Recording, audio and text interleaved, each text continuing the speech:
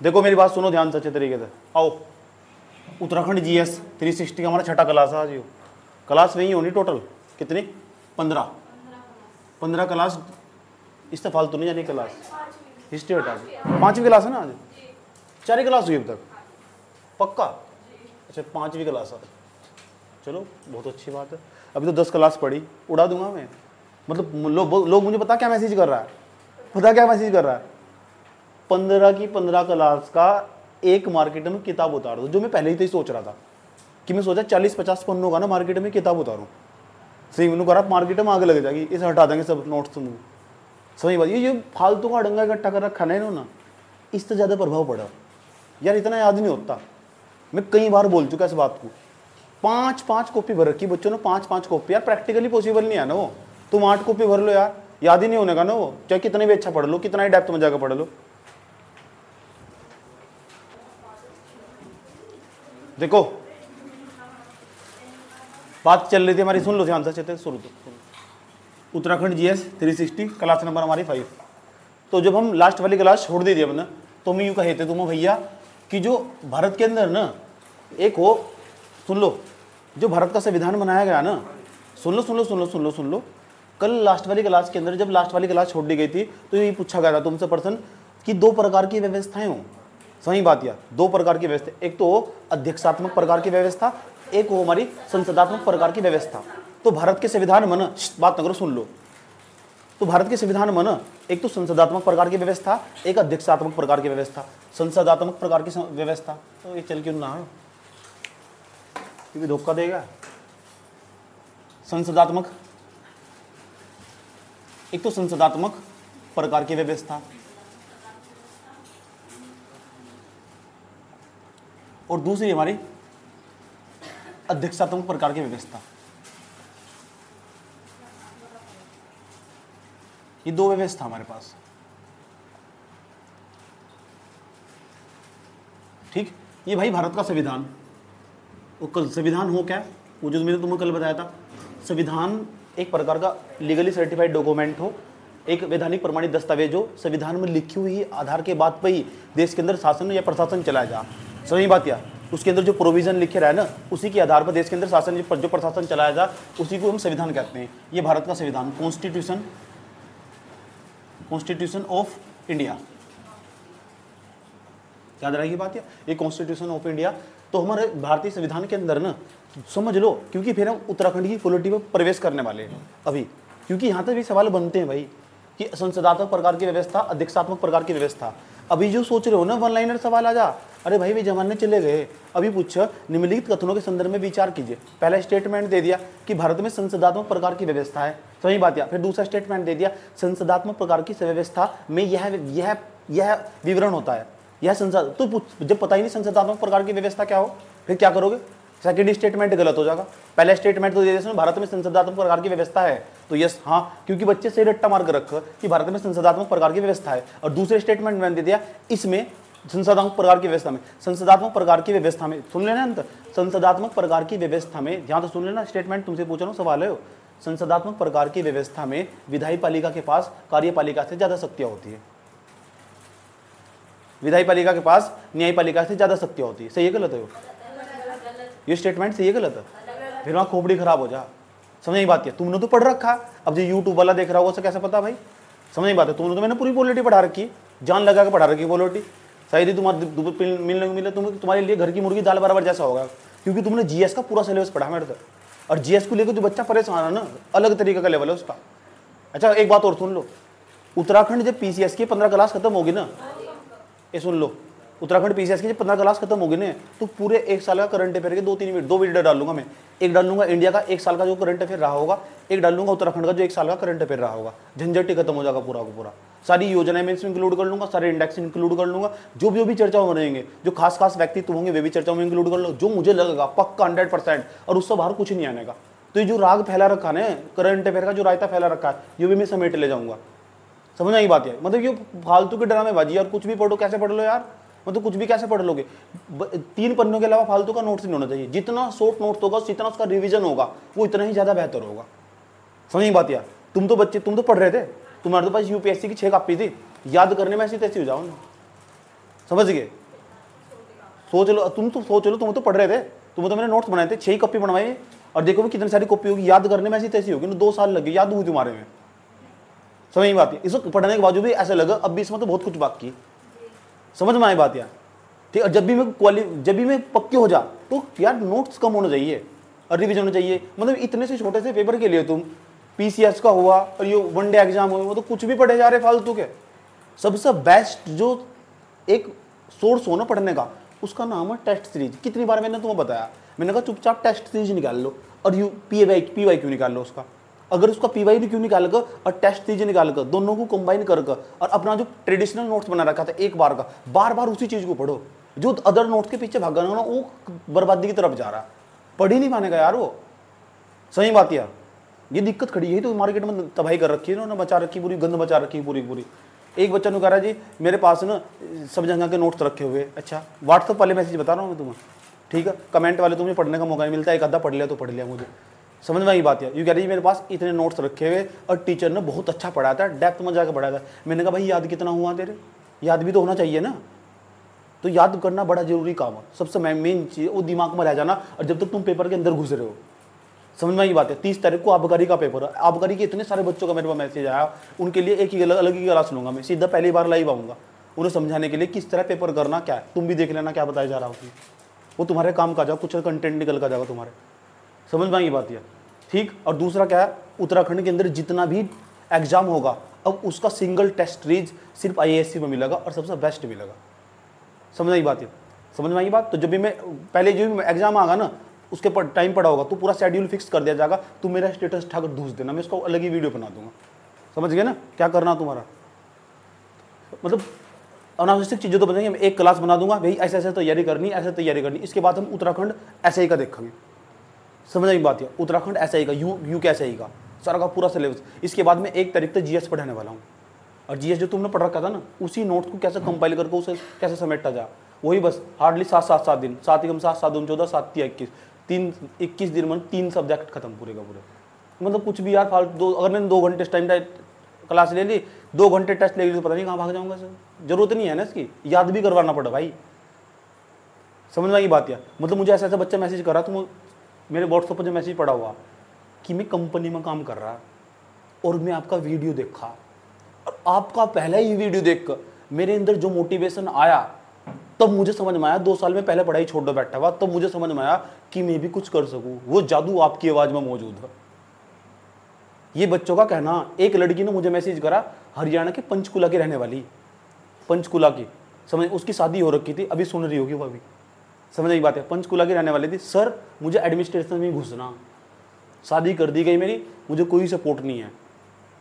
समझ में आई बात है? अब देखो कहाँ कहाँ से एक लड़की नोएडा से, लड़की औरतें जिन डॉक्टर है पहले से ही बैठी और PCS की तैयारी।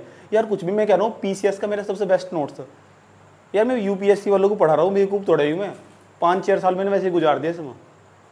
ये PCS कुछ है थोड़ा ही, PCS वगैरह तुम हल्के में ले रहे हो टीचर को। मैंने कहा जितने तुम्हें साल देते पेपर दे देते होंगे, इतनी डिग्री रखी होंगी मेरे घर में, और वो भी मास्टर्स में, और वो ठेके पे नहीं करवाएगी डिग्रियाँ। तो टीचर का लेवल तो समझो क्या हो। मैं अपना इंट्रोडक्शन बिल्कुल नहीं देना चाहता, ना देने का बिल्कुल भी, छोटा छोटा करके दूंगा ताकि इन्हें खुद ही पता लगे। कोई ना कोई बताने का, तुम सही मतलब बार बार पूछे जाएंगे मेरा हूँ कौन मैं, तुम बताना ही नहीं किसी को मैं कौन हूँ और क्या कर रखा। समझ बात है? इन्हें पढ़ाना देखते जान दो क्या है लेवल, क्या होना चाहिए टीचर का लेवल समझो। समझ आई बात है? मेन चीज़ यही है। तो PCS तो बहुत आसान है। मैं कितनी बार समझाया तुम्हें PCS का पेपर कितना आसान है वो। समझ में? जब मैं पढ़ाता जाता था UPSC का, कितनी बार समझाया मैंने, तो कुछ भी पेपर नहीं आया PCS का। और तो वनडे कहाँ उड़ जाएगा, वनडे कुछ भी नहीं है। वनडे हार्ड लेकर मेरे जैसे बंदे को दे दो ना, मैं मेरे सामने जो बच्चा बैठा, मैं उसको अगर तमीज़ से 10-15-20 दिन अपने पास बैठा हूँ तो 20-30 दिन में पेपर निकाल देगा वो। सही बात पता क्या है, ये मैं रियलिटी बात बता रहा हूँ, पढ़ता ही नहीं। उसका अधिकांश टाइम तो सारा फोन में बीतता है। जो ग्रुप C वाला वो ना बकवासबाजी पर याद है, सबके फ़ोन में इंस्टाग्राम भी लगा दूंगा, सबके फोन में फालतू का ड्रामे में लगाने पर लगे हुए। हर दिन 4-4 दिन में DP बदलेंगे। ऐसे थोड़ा ही ना एग्जाम के लिए रो भाई 20 दिन थोड़ा थोड़ा तमीज से बैठ जाओ। और ये क्या बीमारी, कह रहे जी गुरुजी अब तो एग्जाम आने वाला, उत्तराखंड PCS का टेस्ट कैसे कर लोगे। भाई तुम UPSC का देने मेंस देने जा रहे हो क्या? मतलब कुछ भी यार, क्या कुछ भी बोलने जा रहे हो। 1 लाइनर फैक्ट है इसमें, पेपर तो आधे घंटे पहले भी पढ़ना चाहिए इसमें। वही फालतू का मिथ बना दिया, जो पूरे साल नहीं भर पड़े 15 दिन में क्या कर लोगे। भाई इंजीनियरिंग अप्रोच नाम की भी कोई चीज़ हो। भाई इंजीनियर लोग देखे तुम कैसे पढ़ो, जो पूरे साल नहीं पढ़ा 2 दिन में पहले मॉडल पूरा करके चला जाओ और वही इतने नंबर ले आओ। टेक्निकली यही तो अप्रोच हो। टीचर पता क्या कर दो, अगर किसी बच्चे के पास मेंटर हो ना, उसका मेंटर हो, उसका सारा टाइम बचा दो बच्चे का, यहाँ से पढ़ना यहाँ से पढ़ना। तो इसलिए मैं कहता हूँ एक जीवन काल में टीचर का होना बड़ा जरूरी हो। बिना टीचर के पढ़ाई नहीं होती मेंटर की। अरे दिक्कत पता क्या हुई मार्केट में, बच्चों के साथ संवाद खत्म होगा, भीड़ ही इतना बच्चों में, इतना बैठा हुआ कोचिंग में बच्चा, भीड़, टीचर बच्चे से सवाल भी नहीं पूछ सकता। समझ नहीं बात, क्योंकि जनसंख्या बहुत ज्यादा होगी ना, तो बच्चे के साथ संवाद टूट जाए उसका। और जो टीचर है ना वो नहीं देते बच्चे को कॉपी चेक करके उसे क्या बताना, क्या सही करना, क्या गलत, यहाँ रिफॉर्म कर, कोई मतलब नहीं है, फीडबैक नहीं है, इसलिए रिजल्ट का लैक। सही बात है, कोई 5 नंबर से रह जा रहा, कोई 3 नंबर से रह जा रहा, कोई 8 नंबर से रह जा रहा। मेरे तो पर्सनली सजेस्ट मैं दे रहा हूँ मेंटरशिप, आओ कूद जाओ। और पता टेस्ट दीजिए को मैंने क्या कहा, मैंने कहा ये जुड़ तो जाए एक बार, टेस्ट दीजिए। मैंने कहा जितना फीस तुम्हें देना है इतना दे दो, अपनी मर्जी से। 5-5, 4-4 हज़ार का टेस्ट दीजिए, कौन ज्वाइन कर लेगा? फालतू का मतलब कुछ भी लगा जा रहे हैं। और जो 100, 200, 300 रुपये की टेस्ट सीरीज हो ना, उनका देखो लेवल क्या है। वो यार भी कॉपी पेस्ट करे, इधर तो उठाए इधर डाल दिए, इधर तो उठाए इधर डाल दिए। वो बहुत आसान है, 15-20 मिनट में टेस्ट बना दो। ठीक है, हमारा टेस्ट दिखाई करें, टेस्ट दिखाओ हमारे वाला जो हमने बनाया हुआ उत्तराखंड कहाँ रखा हुआ, दिखाओ करें टेस्ट कहाँ हो, कहाँ ये रहा देखो, ये कहेगा सी सेट वाला। अभी सी सेट जो मैंने बनवाया टेस्ट, मतलब टेस्ट देख तो लो यार, इसमें कितना लिखने में टाइम लगा होगा, तो ये पूरा सेट करने में कितना टाइम तैयार लगा होगा टाइम। उसके बाद देखिए जरा कर इसे टेस्ट को आँख खोल कर देखो, इसका हल लिखने में कितना टाइम लगा होगा। देखिए क्या है, ये मेहनत लगी दिखा दे रही है इसमें। वो कहा जीएस का टेस्ट दिखाओ, उत्तराखंड पीसीएस का। अच्छा ये रहा मेरे पास, देखो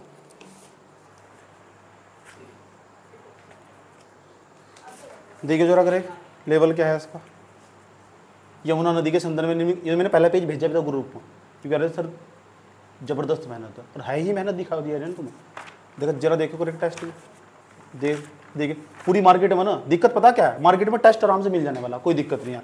दिक्कत है इसके हल में, दिक्कत है इसके हल में, यूँ नहीं है। और ये बेनिफिट थे, वो सीधा बस पहले का ए पहले का बी थोड़ा थोड़ा हल दे दिया, और जो हल दे दिया वो प्रासंगिक ही नहीं है, उसकी रिलेवेंस ही नहीं है मार्केट में। मतलब अनाप शनाप कुछ भी उठाए जा रहे, मतलब उड़ा रहे बच्चों को फालतू में। अब जो मैंने बनवाया, मैंने बताया कि ये टेस्ट कैसे तैयार करना, खुद अपने निर्देशन में तैयार करवाया, तो इसमें दम तो होगा ही। कैसे तैयार करना था पूरा का पूरा, इसका ट्रेनिंग दिया तुम्हें पहले। समझ में आई नहीं भाई बात? तो ये जो टेस्ट है पूरा का पूरा, ये जो हल है बड़ा काम का। अगर बच्चा 15 टेस्ट देगा, एक टेस्ट में 150 क्वेश्चन है, तो 15 टेस्ट में कितने क्वेश्चन बैठेंगे? 15 का वर्ग 225, 2000 के प्लस क्वेश्चन बैठेंगे जीएस के। अगर 2000 क्वेश्चन और 2000 क्वेश्चन का डिस्क्रिप्शन पढ़ कर चला गया, सवाल बच जाएगा उसका। अब पेपर करने 150 कुल, और 150 सवाल के लिए हम पता क्या पढ़ कर जा रहे हैं? 150 सवाल के लिए हम 2000 क्वेश्चन पढ़ कर जा रहे हैं, वो जो क्वेश्चन ओरिएंटेड। अगर मैं खुद भी पेपर देने जाऊंगा ना, तो मैं कहीं से कुछ नहीं पढ़ने का, इसी टेस्ट को पढ़ूंगा। समझ नहीं बात यार? और तुम ना जो पूरा फुल टेस्ट 15 के 15 टेस्ट, एक भी मत छोड़ना बिल्कुल भी। एक क्वेश्चन को सी सेट का भी, और जो पूरा का पूरा एक क्वेश्चन सोल्व कर डालना, कुछ मत पढ़ना बिल्कुल भी। समझ में आई बात यार? जी जान लगा देना इसमें पेपर में, सारा रास्ता भी अभी आसान हो जाएगा। ये 5 नंबर तक 10 नंबर तक 20 नंबर तक आ गए, उसके बाद मेंस का तैयारी। और मेंस का जो हो ना, मेरे पास इतना आसान नोट्स था, हार्डली 5-10 पन्नों का नोट्स, बस 5-10 पन्ने रटो भाग जाओ पेपर देने, 5-10 पन्ने रटो पेपर देने भाग जाओ। और आंसर राइटिंग का सबसे बड़ा तरीका, और आंसर राइटिंग तो मैंने तुम्हें सिखाई है, सिखाया है क्या? आंसर राइटिंग ही सिखाई। समझ में आया बात है? चलो अब हम चल रहे नेक्स्ट क्लास पर जाने वाले, चलो पकड़ो से आ जाओ। क्लास किसकी बात कर रहे थे हम? इसकी संसदात्मक प्रकार की व्यवस्था, अध्यक्षात्मक प्रकार की व्यवस्था। ठीक, तो किसी भी देश के अंदर ना सरकार के 3 अंग हो, ये हमारी गवर्नमेंट हो, सरकार हो ना, सरकार हो हमारी, उसके 3 अंग हो। कितने अंग हो? 3 अंग, 3 ऑर्गन हो सरकार के। ठीक, अब देखो एक तो हो विधायपालिका, विधायपालिका, एक हो हमारी कार्यपालिका, कार्यपालिका, और दूसरी हो भैया हमारी न्यायपालिका, तीसरी न्यायपालिका। समझ लो, थोड़ा सा टाइम लगा, फिर उसके बाद उस पर जा रहे हो उत्तराखंड की पॉलिटी पे, वो तो बहुत आसान है, 15-20-30 मिनट का काम सारा उसमें, तो ये फैक्ट तो मैं वैसे भी याद करवा दूंगा। जब यहाँ समझा ही रहे हैं तो विधायपालिका, कार्यपालिका और न्यायपालिका, प्रत्येक बच्चे को पता रहा है कि विधायपालिका हम उसे बोल रहे जिसके द्वारा बैठकर कानून बनाया जा। सही बात है, उसमें लोकसभा व राज्यसभा व और राष्ट्रपति भी इसके अंदर ही इंक्लूड हो जा, क्योंकि राष्ट्रपति भी विधायपालिका का ही हिस्सा, क्योंकि लोकसभा के अंदर जो 543 मेंबर बैठे हुए और राज्यसभा के अंदर जो 245 मेंबर बैठे हुए और जो राष्ट्रपति है, क्योंकि लोकसभा, राज्यसभा और राष्ट्रपति तीनों की मिला के तो हमारी संसद बनेगी, संसद इसी का पार्ट है हमारे। उसके बाद ये यहाँ कार्यपालिका हो, समझ बात है। अब जो कार्यपालिका और ये विधायपालिका, ये न्यायपालिका, अब इन तीनों के अंदर संविधान के अंदर सब कुछ लिख रखा है। अब यहाँ हम समझेंगे संसदात्मक प्रकार की व्यवस्था में क्या हो, ज़्यादा पावरफुल हमारे यहाँ कौन है। मैं एक पर्सन हर बार पूछता हूँ बच्चों तो कि बताओ हमारे देश में सबसे ज़्यादा पावरफुल कौन है, बताओ सबसे ज़्यादा पावरफुल कौन है, तो बच्चों से आंसर हो जी हमारे यहाँ न्यायपालिका बड़ी सर्वोच्च है। ठीक, क्या तुम्हारा भी उत्तर ही है? न्याय सबसे, अगर हम पूछा जाए लीगली तौर पर कौन सर्वोच्च, संविधान सर्वोच्च है। संविधान से ऊपर कोई नहीं है, चाहे तुम कोई भी हो, देश के अंदर रहते हो ना, अगर संवैधानिक तरीके से तुम काम नहीं करते हो ना, तो देश में तुम्हारा कोई अस्तित्व नहीं है, तुम मिटा दिए जाओगे और उड़ा दिए जाओगे। यही हाल मोदी के साथ हुआ, ठीक है, इसमें कोई दो राय नहीं है। सही बात है, मोदी जी को नुकसान पहुंचाया, मोदी की सीट कम क्यों, क्यों उन्होंने संविधान को इग्नोर करा, संवैधानिक तौर पर काम नहीं करा और वो नुकसान पहुंचाया गया। और देख लो सीटें वही 240 के आसपास पहुंचा दिया, सही गठबंधन की सरकार बनाकर छोड़ दी। और ये किसी भी डेमोक्रेसी के लिए ना, किसी भी लोकतंत्र के लिए अच्छा मानना जा, बहुत जरूरी हो इस तरह ही बहुमत की सरकार नहीं आनी चाहिए। अगर बहुमत की सरकार बार बार आ गई तो नुकसान हो किसी भी डेमोक्रेसी के लिए हो। समझ में आया बात ये? तो विधायपालिका, कार्यपालिका और न्यायपालिका। अच्छा, विधायक जो कार्यपालिका हो, कार्यपालिका में क्या हो, मिनिस्ट्री ऑफ काउंसिल हो। मिनिस्ट्री ऑफ काउंसिल का मतलब हमारे पास कार्यपालिका में हमारे जो हो हमारे मंत्री परिषद होगी, और जो मंत्री परिषद होगी ना, मंत्री जो बनेंगे, अभी मोदी जी ने मंत्री बनाए, 18वीं लोकसभा है हमारी यहाँ। अरे भाई जब मोदी जी ने मंत्री बनाए, ये जो मंत्री बनाए जाना वे विधायपालिका के अंदर था। अच्छा, विधायपालिका को भी बांट लेते हैं, कैसे बने विधायपालिका? विधायपालिका को एक हमारी लोकसभा हो, एक हमारी राज्यसभा हो, एक हमारे राष्ट्रपति जी हो, प्रेसिडेंट। ठीक, इस टाइम वर्तमान समय में कौन है? द्रौपदी मुर्मू। कौन से नंबर की राष्ट्रपति? कौन से नंबर की राष्ट्रपति? 15वें, 16वें, 17वें। लोकसभा वही 543 के मेंबर हो उसमें, ये राज्यसभा में वही 245 मेंबर हो, बहुत पढ़े लिखे लोग हो उसमें। ये राष्ट्रपति होंगे हमारे, प्रेसिडेंट होंगे, इनका काम ही वही हो भाई। जरा एक बात बताओ कर, एक जो कार्यपालिका हो हमारी, कार्यपालिका में जो सदस्य ले जा वे हमेशा विधायपालिका की श्रेणी से ले जा। सबको पता, अमेरिका में ऐसा नहीं होता, अमेरिका में ऐसा नहीं होता। उनके अंदर जो कार्यपालिका के सदस्य है ना, राह पर चलते हुए व्यक्ति को, भिखारी को भी जो हो स्वास्थ्य मंत्री बनाया जा सके, हमारे यहां नहीं बनाया जा सकता। ऐसा क्यों नहीं बनाया जा सकता? ये तो मुझे कल को उठाकर कहते हैं सोनू जी आओ आओ, आज तो आप एजुकेशन मिनिस्टर हो। तो मैं एजुकेशन मिनिस्टर तो जो वर्तमान समय के उनसे ज्यादा पढ़ा लिखा व्यक्ति हूं। मैं कह रहा हूं तुम्हें चैलेंज के साथ, यस, समझ आई बात? ये मुझे बना नहीं सकते। कारण पता क्या? क्योंकि इन्होंने संविधान में लिख नहीं रखा है। इन्होंने नहीं, जब अम्बेडकर जी ने संविधान बनाया था उन्होंने यह बात लिखी नहीं वहां से। पता क्या नहीं लिखी? उन्होंने भारत के संविधान में संसदात्मक प्रकार की व्यवस्था रखी, अध्यक्षात्मक प्रकार की व्यवस्था न की। अगर अध्यक्षात्मक प्रकार की व्यवस्था रखते तो मुझे कभी भी उठाकर वो बना देते। हाँ, मुझे एक शर्त पर बना सको, जब मैं राज्यसभा का सदस्य बन जाऊं या लोकसभा का लोकसभा का सदस्य बनने के लिए मुझे चुनाव लड़ना पड़ेगा, जो मैं चुनाव लड़ना नहीं चाहता भी, लेकिन मेरी इच्छा है, बाद में लड़ूंगा मैं। सही बात है, प्रधानमंत्री बनने की मेरी इच्छा, सुन लो। हाँ, कोई इच्छा में कोई टैक्स थोड़ा लग रहा है, तुम्हारी भी इच्छा होनी चाहिए। राज्यसभा का सदस्य, हाँ, कोई भी पार्टी अगर मुझे टिकट देगी, राज्यसभा में भेजेगी, तो राज्यसभा में तो फिर वो मंत्री परिषद में आ सके। ऐसे बहुत सारे थे जो हमारे ये थे ना, मनमोहन सिंह, ये पहले असम तक राज्यसभा के सदस्य रहे थे और फिर इन्हें यहाँ लाया गया था। इंदिरा गांधी भी ऐसे ही थी, वही प्रधानमंत्री ऐसे बनी। तो मैं भी प्रधानमंत्री बन सकूँ, ये बिना चुनाव लड़ो, कैसे? राज्यसभा के टिकट पर चले जाओ। तो प्रधानमंत्री बनने की एक आशा उम्मीद तो है। तो मैं तुम्हें बता रहा हूँ, आज मेरा सपना हुई है प्रधानमंत्री बनना।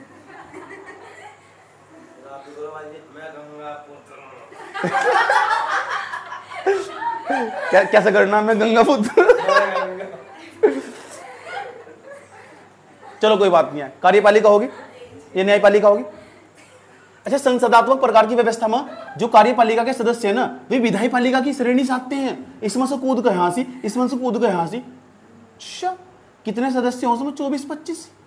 24-25 मेंबर हो उसमें। मिनिस्ट्री ऑफ काउंसिल में, मंत्री परिषद में, मिनिस्ट्री ऑफ काउंसिल में 74-75 इतने तो हो।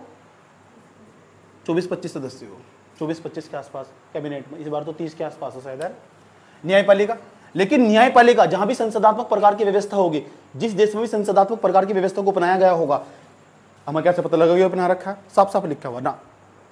हमारे यहाँ इस तरह का डिवीजन दिखाई दे तो हम अंदाजा लगा ले यह व्यवस्था बिल्कुल क्लियर कट सेपरेशन होगा। और यहाँ जो ना नाम मात्र की देखो कच्ची कच्ची दीवार बनाई मैंने, यहाँ कच्ची कच्ची दीवार बनाई, इसका मतलब कूद कर आम सा जाए। और यहाँ ऐसे कूद गए, ऐसे हो सके कि जो मोदी जी की मंत्रिपरिषद में बैठा हुआ होगा और वो न्यायपालिका में जज बन जाएगा। यही तो सबसे बड़ी खास बात है हमारे संविधान की, यही तो हमारे संविधान की सबसे बड़ी खास बात है। अब सोचो हमारे संविधान निर्माताओं कि तुम्हें मानव मस्तिष्क पर, उनके चिंतन पर तुम्हें गर्व या फक्र होना चाहिए कि उन्होंने ऐसी व्यवस्था क्यों रख दी। आज हिम्मत नहीं है किसी की भी देश के अंदर, अगर न्यायपालिका को कोई टच नहीं कर सकता बिल्कुल भी। न्यायपालिका ने जो फैसला सुना दिया, उसने कह दिया ना सरकार की ये पॉलिसी गलत तो गलत, हटाओ साइड में। कारण क्या? संसदात्मक प्रकार की व्यवस्था, parliamentary governmental system in our India, हमारे इंडिया के अंदर इस टाइम। समझ में आई बात? या अब यहाँ क्या हो भाई जी, ये भी समझा दो। यह व्यवस्था हमने अपनाई देश में, यह व्यवस्था पता कहाँ मौजूद है? संसदात्मक प्रकार की व्यवस्था इंग्लैंड के अंदर मौजूद है, क्योंकि हम ब्रिटेन के ना, हमने इस व्यवस्था को इसलिए अपनाया क्योंकि हम इस व्यवस्था था पहले तो रूबरू थे। क्या थे? रूबरू। मेरे हमदम नहीं, रूबरू। एक लड़की मुझे ना कह रही, मैं मैसेज कर, आज एक औरत थी कोई मुझे मैसेज करके पता क्या कह रही, ये कह रही मैं आप जो बोल रहा ना हेलो मैं आपकी वीडियो 2 पकड़ के देखूं और आप बहुत अच्छे लगो, मैं मैसेज कर और भगा रखी यार, हाँ का मैसेज कर रखा, मत बताओ यार पागल हो गए अभी। ये कह रही मैं आपकी वीडियो 2 पकड़ के देखूं और आप बहुत अच्छे लगो, हेलो। मैंने बोला था किसी वीडियो में ऐसा? अच्छा, तो हो गया यहां तक। उसके बाद अगर चलो अध्यक्षात्मक प्रकार की व्यवस्था। अध्यक्षात्मक प्रकार की व्यवस्था में क्या हो भाई? देखो ये हमारी गवर्नमेंट होगी, सरकार होगी, ये सरकार होगी, तीन होंगे, ये विधायपालिका होगी, विधायपालिका को लेजिस्लेटिव बोलते हैं, शॉर्ट फॉर्म में लेजिस्लेटिव। उसके बाद हमारे बाहर एग्जीक्यूटिव बोलते हैं इसे, कार्यपालिका, इसे बोलते हैं जुडिशरी। कौन सी सरी? कौन सा केटिव? एग्जीक्यूटिव। ये कौन सा लेटिव? लेजिस्लेटिव, मतलब विधायपालिका। भैया इसे भी डिवाइड कर लो। यहाँ हमारी लोकसभा होगी, अरे वहाँ लोकसभा नहीं होती, वहाँ पता लोड सभा हो, वहाँ से सही बात है, ठीक। या मिनिस्ट्री ऑफ कांग्रेस, तो इनके भी होंगे इस तरह प्रेसिडेंट। लेकिन यहाँ सुन लो, ध्यान लगाकर, तो सुन लो ध्यान से, ये तो हमारी लेजिस्लेटिव असेंबली, लेजिस्लेटिव होगी ना, हाँ लेजिस्लेटिव असेंबली होगी, एग्जीक्यूटिव होगी, हमारी ये जुडिशरी होगी। अब वहाँ पता क्या हो, इसके अंदर जो सदस्य आएंगे वे विधायपालिका की श्रेणी से लिए भी जा सके और लिए भी नहीं जा सकते। ये अध्यक्षात्मक प्रकार की व्यवस्था वो, जो मंत्री बनाया जाना किसी को, मतलब यहाँ राष्ट्रपति का शासन हो, पहली बात तो समझ बात, यहाँ सारी शक्तियाँ ना, संविधान जो शक्तियाँ दी गई चाहे वे इस टाइम जो हो ना, संविधान का जो प्रमुख हो वो राष्ट्रपति हो। इसीलिए यहाँ जो अध्यक्षात्मक प्रकार की व्यवस्था हो, राष्ट्रपति के पास ज्यादा पावर हो। इसलिए अमेरिका का प्रधानमंत्री नहीं पावरफुल है, अमेरिका का राष्ट्रपति पावरफुल है, सारी शक्ति राष्ट्रपति को दे दी गई। समझ आई बात है? हमारे यहाँ ना काम तो सारे राष्ट्रपति के नाम से करे जा, सही बात है, लेकिन काम नहीं करता राष्ट्रपति ना। हमें तो सम्मान देके बस कुर्सी पे बैठा दिया, बेटा तुम यहाँ बैठो, कोई दिक्कत नहीं है, तुम्हारे काम तुम्हारे नाम से काम होंगे, लेकिन काम हम करेंगे। कौन करेंगे? मोदी जी। मोदी जी मतलब प्रधानमंत्री, जो भी प्रधानमंत्री होगा। तो संसदात्मक प्रकार की व्यवस्था और अध्यक्षात्मक प्रकार की व्यवस्था में कुछ अंतर समझ में आया, पहली बात। और इसे हमने कहाँ से ली? एडॉप्ट करी ब्रिटेन से। ब्रिटेन कहो या इंग्लैंड कहो, क्योंकि हम उस व्यवस्था से पहले ही रूबरू थे। इसलिए भारत के संविधान निर्माताओं ने इस व्यवस्था को समझाना जरूरी समझा। हिम्मत है तो बदल दो जाए भाई, कोई मना कर रहा? ये कहते हैं ना कि इसका नाम बदल दो, फलाना बदल दो, ढिमका बदल दो, तो इसे बदल दो, जाओ बदल दो, कोई मना कर रहा है? कहते नहीं क्या कि अंग्रेजों की हम सारी चीज मिटा देंगे, इंडिया का नाम भारत कर देंगे? मतलब बेवकूफ आदमी हो गया, कुछ भी करे जा रहे, जो कुछ भी करे जा रहे देश के अंदर। पढ़ना लिखना ही ना है नहीं बिल्कुल भी, बस नाम बदलवा लो इनको, गधे गई के। देश के गृह मंत्री पर बोलना भी नहीं आता, कैसे बोलना? ए सफेद टोपी वाले, बे आलू बेच रहे होगा यहाँ से, ये भाषा है इनकी। दोस्तों ये आपका मंगलसूत्र ले जाएंगे, प्रधानमंत्री को कैसी भाषा सूट कर रही है? तो कैसी बात है, कुछ भी यार बोलने जा रहे हैं। मैं तो बहुत खा रहा हूं इन पर, बस बोलो तो। जब तुम एक संवैधानिक पद में बैठे हो, तुम्हारी भाषा संयम होना चाहिए, समझो इस बात को। इनके 2005 से पहले के बयान निकाल लो, 2007 से 5 से पहले के बयान। मैं सबको जानता हूं, देश के अंदर जितने भी नेता, एक नंबर के सारे निकम्मे, कांग्रेस के हो चाहे बीजेपी के हो। हाँ, राहुल गांधी की जो छवि खराब करी गई थी वो अच्छी नहीं आती, सही बात है। हम भी पहले राहुल गांधी को गधा समझने बैठे थे, हम सोचते थे कुछ नहीं है, लेकिन उसके प्रति सिंपैथी क्रिएट हुई लोगों के अंदर अभी, और जाना उसने, और उसे भी अकल आई थोड़ी जब मार्केट के बीच में गया। जैसे उसका बाप राजीव गांधी जाता था जनता के बीच में, नेता वो जनता से जुड़ा हुआ हो, कन्वर्सेशन करता हो जनता से, मन की बात ना करता हो, सही मन की बात सुनता हो, वो नेता हो। सही बात है। यहाँ के नेता मन की बात करे, भाई मन की बात नहीं करनी, तुम नेता हो, मन की बात सुनो, और जनता ही सर्वोच्च संविधान में। कोई बात नहीं, चलो छोड़ दो, ज़्यादा पॉलिटिकल हो जाएगा। लोकसभा होगी, सॉरी लेजिस्लेटिव विधायिका होगी, कार्यपालिका होगी, न्यायपालिका बिल्कुल तटस्थ रहा भाई, इतनी भी तटस्थ नहीं रह सकती, कम तटस्थ रहा, मतलब इसके सदस्य इसमें से जा सके, इसीलिए हमारे संविधान बनाने वालों को लगता था कि कल को ना ये अगर ये तटस्थ नहीं रही, मतलब अलग नहीं रही है बिल्कुल भी, तो न्यायपालिका के अंदर जो जज जाएंगे, समझ में बात है, कार्यपालिका चले गए तो हमारे देश की व्यवस्था को नुकसान पहुंच सकता। अगर जज पर विश्वास नहीं रहने का तो फिर किस पर विश्वास रहेगा। इसलिए न्यायपालिका को संविधान बनाने वालों ने बिल्कुल तटस्थ रखा। जज साहब का मोदी की मंत्रिपरिषद तक, फलानी की मंत्रिपरिषद तक कोई लेना देना नहीं है, क्योंकि संवैधानिक तौर पर काम करता, और जो न्यायपालिका पूरी तरह स्वतंत्र और होनी ही चाहिए। अब सोचो हमारे संविधान निर्माता डॉक्टर बी.आर. अम्बेडकर के दिमाग में क्या चल रहा होगा, कौन लोग थे में, आज पूरा देश इसी व्यवस्था से चल रहा है। समझ में आई बात है।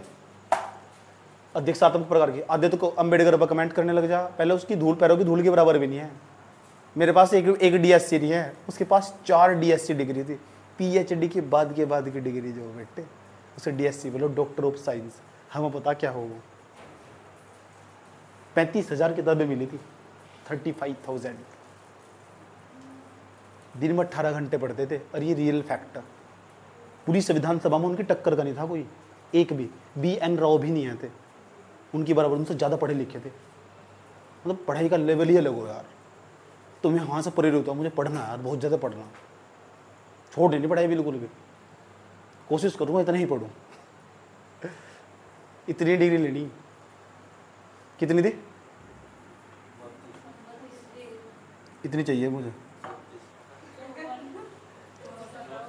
बाबा साहब के पास थी इतनी डिग्री, इतनी चाहिए मुझे। हाँ, मरते दम तक पढ़ो यार। चलो, पढ़ाई नहीं छोड़नी चाहिए। बच्चे सोचो, पता क्या सोचो, 12वीं पास कर ली, एक डिग्री ले ली, एक छोटी सी नौकरी, वाओ क्या मस्त लाइफ। चुल्लू जानो क्या हो, चुल्लू कूद जाओ उसमें आराम से। हाँ, आधे तो सारे में से एक छोटी सी नौकरी होगी, एक छोकरी होगी, एक गाड़ी होगा, एक बंगला होगा, फलाना होगा, ऐस भरी जिंदगी होगी, बस खत्म, बस टाटा बाय गया। हाँ यार, कुछ भी चल, मतलब यार कुछ तो आए हो। अम्बेडकर ने यूं कहा था किसी जमाने में, अगर दुनिया में आए हो ना, अगर तुम सामाजिक प्राणी नहीं हो तो पशु हो, पशु। अगर तुम समाज के बारे में नहीं सोचते, समझ गए, बस इसी काम खातिर आए थे। मेरे पापा, मेरी मम्मी, मेरा फलाना, मेरा मेरा मेरा मेरा मेरा, इतने सेल्फिश हो गए दुनिया। सब कुछ तुम्हारा ही भाई, यहां तक हो चुका। तो भारत के अंदर ना संसदात्मक प्रकार की व्यवस्था, यह व्यवस्था अमेरिका के अंदर है। और भाई साहब, यह व्यवस्था जब अमेरिका के अंदर है तो हमने ना इसे अपनाया नहीं। वो हमारे संविधान निर्माताओं से पूछो क्यों नहीं अपनाया। समझ बात, कारण क्या है, इस व्यवस्था को हमने क्यों नहीं अपनाया, इस व्यवस्था को हमने क्यों अपनाया पता।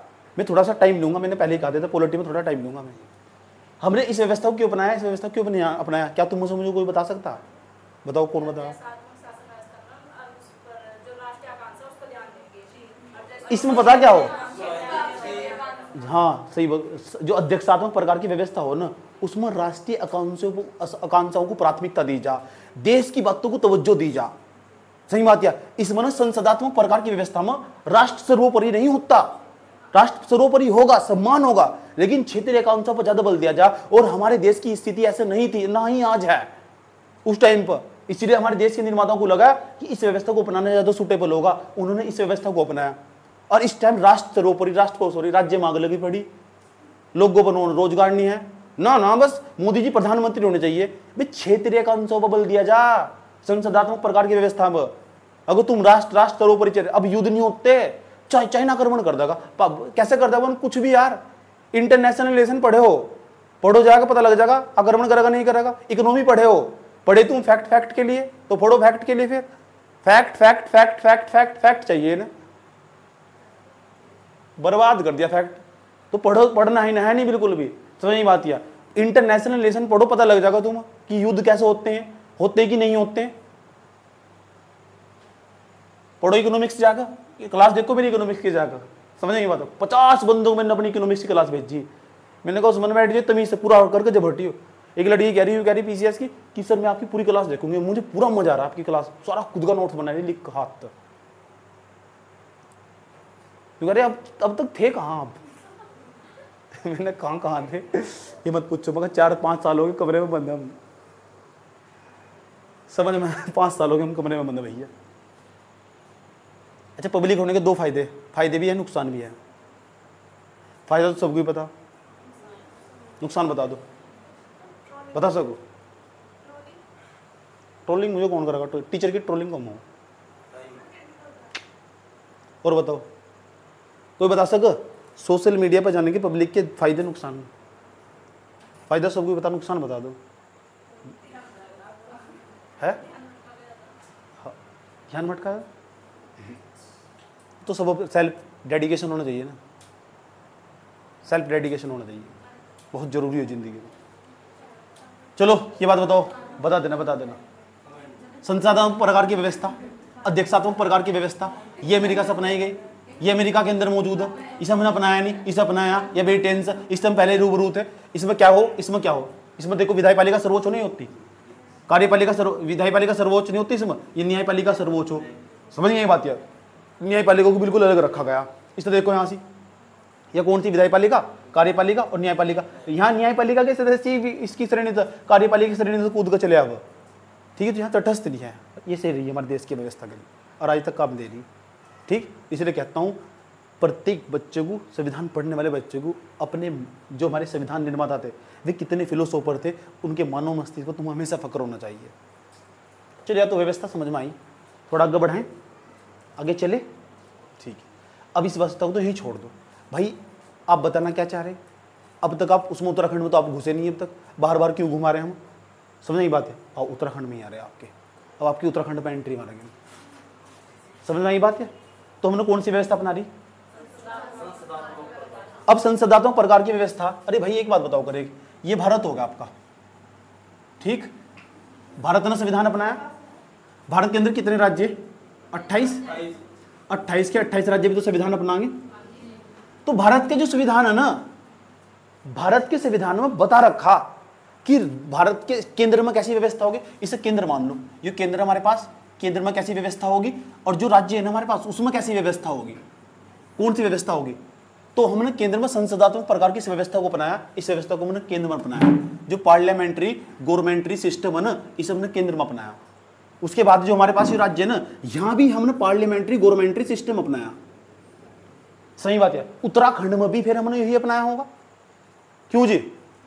सही बात है। तो राज्य के अंदर, केंद्र के अंदर जब हमने संसदात्मक प्रकार की व्यवस्था अपनाई, तो राज्य के अंदर भी हमने, जो प्रत्येक राज्य के अंदर, उत्तराखंड क्यों, महाराष्ट्र, पंजाब, यूपी, फलाना ढिमका, उनके सबके अंदर भी हमने इसी संसदात्मक प्रकार की व्यवस्था को अपनाया होगा, ठीक। अब बताओ, केंद्र के पास जो केंद्र सरकार, एक राज्य सरकार है, केंद्र सरकार। केंद्र सरकार के पास सरकार के 3 अंग हो, विधायपालिका हो, कार्यपालिका हो, न्यायपालिका। राज्य सरकार के भी 3 अंग हो, राज्य सरकार की भी कार्यपालिका हो, राज्य सरकार की भी क्या हो, विधानसभा होगी। एक तो विधानसभा को आप बोलेंगे विधायपालिका, फिर क्या बोल लेंगे हम, कार्यपालिका, फिर क्या बोल लेंगे, न्यायपालिका। राज्य के अंदर भी, और होती नहीं, बताओ, विधानसभा नहीं होती, कौन सी सभा हो, विधानसभा। जैसे उत्तराखंड की विधानसभा, जिसमें कितनी सीट है, 70 सीट है नहीं, 70 सीट। उसके बाद ये हमारे पास इसकी कार्यपालिका भी हो, मिनिस्ट्री ऑफ क्या हो, काउंसिल। लेकिन यहाँ तो हो, ऊपर केंद्र में तो हो मुख्य प्रधानमंत्री की मंत्रिपरिषद, समझ बात है। और राज्य में हो मुख्यमंत्री की मंत्रिपरिषद, होती नहीं। उसके बाद यूँ बताओ फिर यहाँ क्या हो, न्यायपालिका हो, और न्यायपालिका बिल्कुल तटस्थ रखी रहती है। और न्यायपालिका हो ना, या हो हाई कोर्ट। अब बताओ हाई कोर्ट कितने भारत में, 25-26 हाई कोर्ट, समझ की बात है, 25 हाई कोर्ट है देश के अंदर। तो हमारे यहाँ उत्तराखंड का जो हाई कोर्ट है वो कहाँ से, नैनीताल। पहले वो स्कूल था, पता ना तुम, 1965 के आसपास, 95 के आसपास पहले स्कूल का काम करता था वो, ठीक। तो उसके बाद तो जुडिशरी होगी मरिया अलग। तो इसी व्यवस्था को मैंने केंद्र में अपनाया, राज्य में अपनाया। कौन सी व्यवस्था को, सरकार संसदात्मक प्रकार की व्यवस्था को। पहले कहाँ से लाए, ब्रिटेन से। यह व्यवस्था पता लग गया क्यों नहीं अपनाई हमने, पता लग गया ना, सुटेबल नहीं बैठ रही। भारत की जनसंख्या इससे ज्यादा थी या कम, जहाँ जनसंख्या कम हो ना, अमेरिका की जनसंख्या भी 34-35 करोड़ है कुल, तो यहाँ सुटेबल बैठ जाएगी। भारत की जनसंख्या बहुत ज्यादा, इसलिए यह काम नहीं करती, यह वाली व्यवस्था काम नहीं करती वहाँ, यह व्यवस्था काम कर। इसे हमने केंद्र में बनाया, केंद्र के अंदर फिर राज्यों में बनाया। तो राज्यों में कौन सी व्यवस्था को अपनाया, इसे हमने संसदात्मक प्रकार की व्यवस्था को। और जहाँ संसदात्मक प्रकार की व्यवस्था हो उसमें जो कार्यपालिका के सदस्य है ना, वो विधायपालिका की श्रेणी से आएंगे, समझ बात है। अब विधायपालिका की श्रेणी से आएंगे, विधायपालिका में क्या आएगी, विधानसभा। और विधानसभा कभी कभी कुछ राज्य तो ऐसे हैं जहाँ विधानसभा भी हो, विधान परिषद भी हो। जिस तरह विधान परिषद राज्यसभा की तरह काम कर रहा है, जिस तरह केंद्र में राज्यसभा हो ना, या राज्यसभा हो, इस तरह राज्यों के अंदर ना, राज्यों के अंदर विधान परिषद हो। लेकिन सभी राज्यों में विधान परिषद नहीं होती, 5 ही राज्य जहाँ विधान परिषद हो, 5 ही राज्य। क्या तुम मुझे उनका नाम बता सकते हो, 5 राज्य कौन कौन से जहाँ विधान परिषद हो। एक तो यूपी होगा, बिहार होगा, और आंध्र प्रदेश तेलंगाना, पक्का 5 राज्यों के नाम बताने जिनमें विधान परिषद मौजूद है। मतलब यह भी की तरह की सिंपल क्वेश्चन है यार, बताओ। यूपी है, बिहार होगा, दिल्ली है, नहीं है, सोच लो। आंध्र प्रदेश, 5 के 5 राज्य के नाम कमेंट में बता दीजिए, इंतजार करूंगा तुम्हारा। समझ नहीं बात यार, यहाँ तक बताओ, समझ में आई नहीं। तो राज्य के अंदर चले गए, तो राज्य के अंदर अच्छा ये बताओ, राज्यों की जो व्यवस्था, जब अम्बेडकर ने संविधान बनाया होगा तो राज्य की व्यवस्था किसी अनुच्छेद में लिखी होगी और किसी भाग में भी लिखी होगी। तो जो राज्य की व्यवस्था ना, वह कहाँ लिखी हुई, कैसे लिखी हुई, अब उस पर बात करते हैं। अब उत्तराखंड में घुसेंगे, समझ आई बात है। पहले बताओ, उत्तराखंड के अंदर संसदात्मक प्रकार की व्यवस्था अपना रखी है, अध्यक्षात्मक प्रकार की व्यवस्था। जो हमारे यहाँ केंद्र में व्यवस्था है ना, वही राज्यों में व्यवस्था बना रखी है। और यह व्यवस्था पहले मैंने तुम्हें समझाई, और इस व्यवस्था में क्या अंतर था वो समझाया, और इस कौन सी व्यवस्था को क्यों बनाया गया वो तुम्हें समझाया गया। नहीं समझाने का था ना कोई, याद रखना बात है, और ये काम का हो, ठीक। और केंद्र में व्यवस्था अलग और राज्य में व्यवस्था, जो हमारे जो केंद्र में व्यवस्था वही राज्य में व्यवस्था बनाई। पार्लियामेंट्री गवर्नमेंटरी सिस्टम, संसदात्मक प्रकार की व्यवस्था। और जहाँ भी संसदात्मक प्रकार की व्यवस्था हो, ये हो संसदात्मक। न्यायपालिका बिल्कुल तटस्थ रहने वाली, न्यूट्रल रहने वाली, उससे कोई लेना देना नहीं किसी का, स्वतंत्र रहेगी न्यायपालिका। ऐसी व्यवस्था राज्यों के अंदर मौजूद है। जब भी तुम्हें दिक्कत खड़ी होगी ना, हाई कोर्ट में जाकर चले जाओ, कोई दिक्कत नहीं है, न्याय के न्यायाधीश तटस्थ रहेंगे। कहने को तटस्थ हो, लेकिन सबकी मिले भगत हो, उनकी समझना ये बात है, ठीक। कोई दिक्कत, कोई प्रॉब्लम है? ये तो दोनों नोट्स में सब लिख रखा है, अब मैं इसे हटा दूं। अब नोट्स में जाओ सब, अब सब बच्चा नोट्स में जाओ, अब जाओ नोट्स में, अब आगा नोट्स में मजा दूंगा।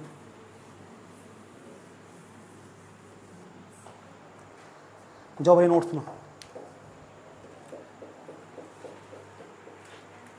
देखो लिखा हुआ नहीं लिखा हुआ, बिल्कुल देखो इसमें क्या लिखा हुआ, उत्तराखंड का प्रशासनिक ढांचा लिखा हुआ, देखो फटाफट देखो, नोट खोल लो, लिखा हुआ।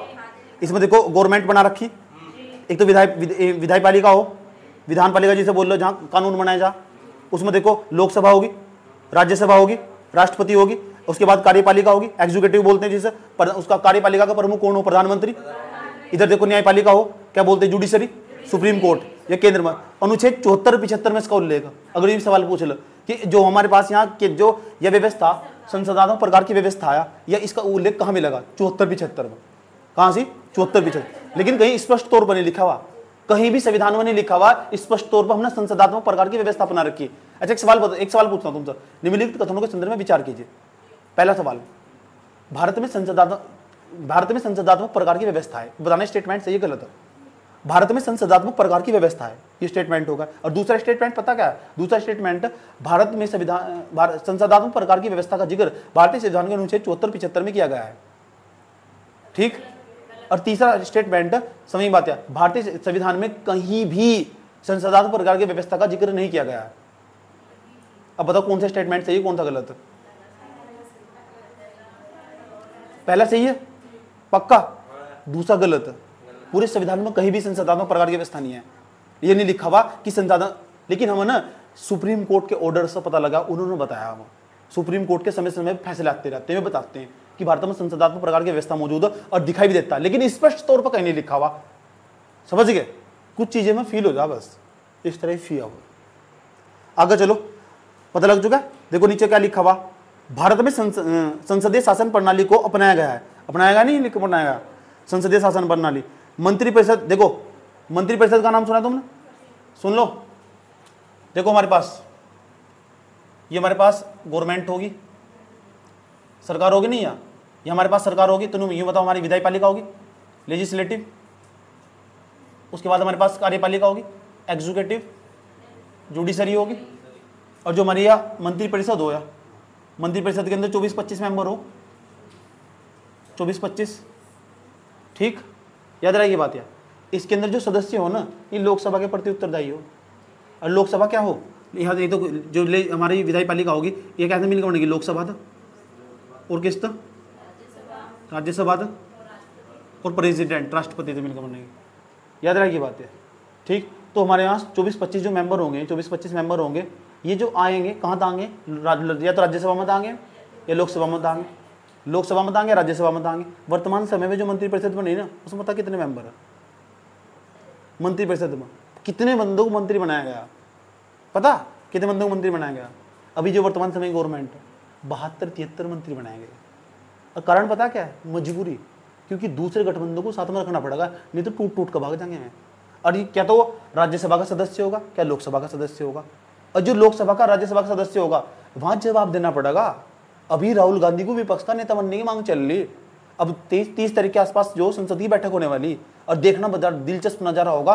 सामने मोदी जी होंगे और सामने बिल्कुल राहुल गांधी खड़े होंगे, और एक एक चीज पर जवाब देना पड़ेगा। और राहुल गांधी जनता का प्रतिनिधित्व कर रहे होंगे। लोकसभा के अंदर जो मेंबर बैठे हुए, बड़ा दिलचस्प नजारा होगा देखने वाला। अभी इसलिए कहा जा जो ना, जो मिनिस्ट्री ऑफ काउंसिल हो, क्योंकि अब तक विपक्ष के नेता नहीं आते ना, अब राहुल गांधी की छवि सुधरी, अब जवाब मांग के देना पड़ेगा। अब सही बात है, इन पढ़े लिखे एक बंदा, उसे कभी सुनो बैठ के जाकर, राहुल गांधी पहले सुनो, पता कैसा, ठीक, साफ इंग्लिश में बोल लगा और इतना ही हिंदी में बोल लगा। समझ आएंगे? इतनी इंग्लिश सीखने खातर मोदी को पहले 5 साल की ट्रेनिंग लेनी पड़ेगी। समझ में आई बात? है 5 साल की ट्रेनिंग लेनी पड़ेगी मोदी जी को भी। समझ आई बात? लेकिन राहुल गांधी की कुछ कमियां पता तुम्हें? पता? सही बात है, उसे बताया जा अमीर घराने का, शहजादा बाप का, ठीक, कमियां थी, ये भी तो नहीं आगे बढ़ पाए, उसे दूर करना पड़ा। कोई भी इंसान ऐसा नहीं है को बिल्कुल अच्छा ही होगा, और कोई भी इंसान ऐसा नहीं है बिल्कुल बुरा ही होगा। प्रत्येक व्यक्ति के अंदर अच्छाई और बुराई का अनुपात बराबर हो। पहले ये बताओ, चलो लोक, तो यहाँ जो यह हो ना मंत्रिपरिषद लोकसभा के प्रति उत्तरदायी हो, या क्योंकि लोगों की सवाल, लोगों का पैसा, लोगों तो टैक्स ले रहे हो तुम, तो जवाब भी लोगों को देना पड़ेगा। लोगों को, आम जनता को नहीं। आम जनता ने चुनकर 543 मेंबर को भेजा, लोकसभा में बैठाया है ना। ये तो जो लोकसभा मंत्रिपरिषद होना है, ये 24-25 मंत्री, पूछो, बताओ, खड़े होकर कोई लोकसभा का मेंबर सवाल पूछेगा, बताओ मंत्री जी, स्वास्थ्य विभाग कैसे खराब है, इतने लोग कोरोना में मर कैसे गए? बताओ मंत्री जी, शिक्षा मंत्री धर्मेंद्र प्रधान जी, बताओ इतने सारे पेपर लीक कैसे हो रहे हैं? कारण बताओ, जवाब देना पड़ेगा खड़े होकर। लोकसभा का ही सदस्य हो, इसलिए कहा जा कि जो ना मंत्रिपरिषद हो, या ये मंत्री सारे के सारे में, शिक्षा मंत्री, फलाना मंत्री, कपड़ा मंत्री, ढिमका मंत्री, जितने मंत्री, एक को जवाब देना पड़ेगा। कहां से? लोकसभा में। इसलिए लोकसभा मंत्रिपरिषद लोकसभा के प्रति उत्तरदायी हो, यो लिखा हुआ, इसका मतलब समझ गए?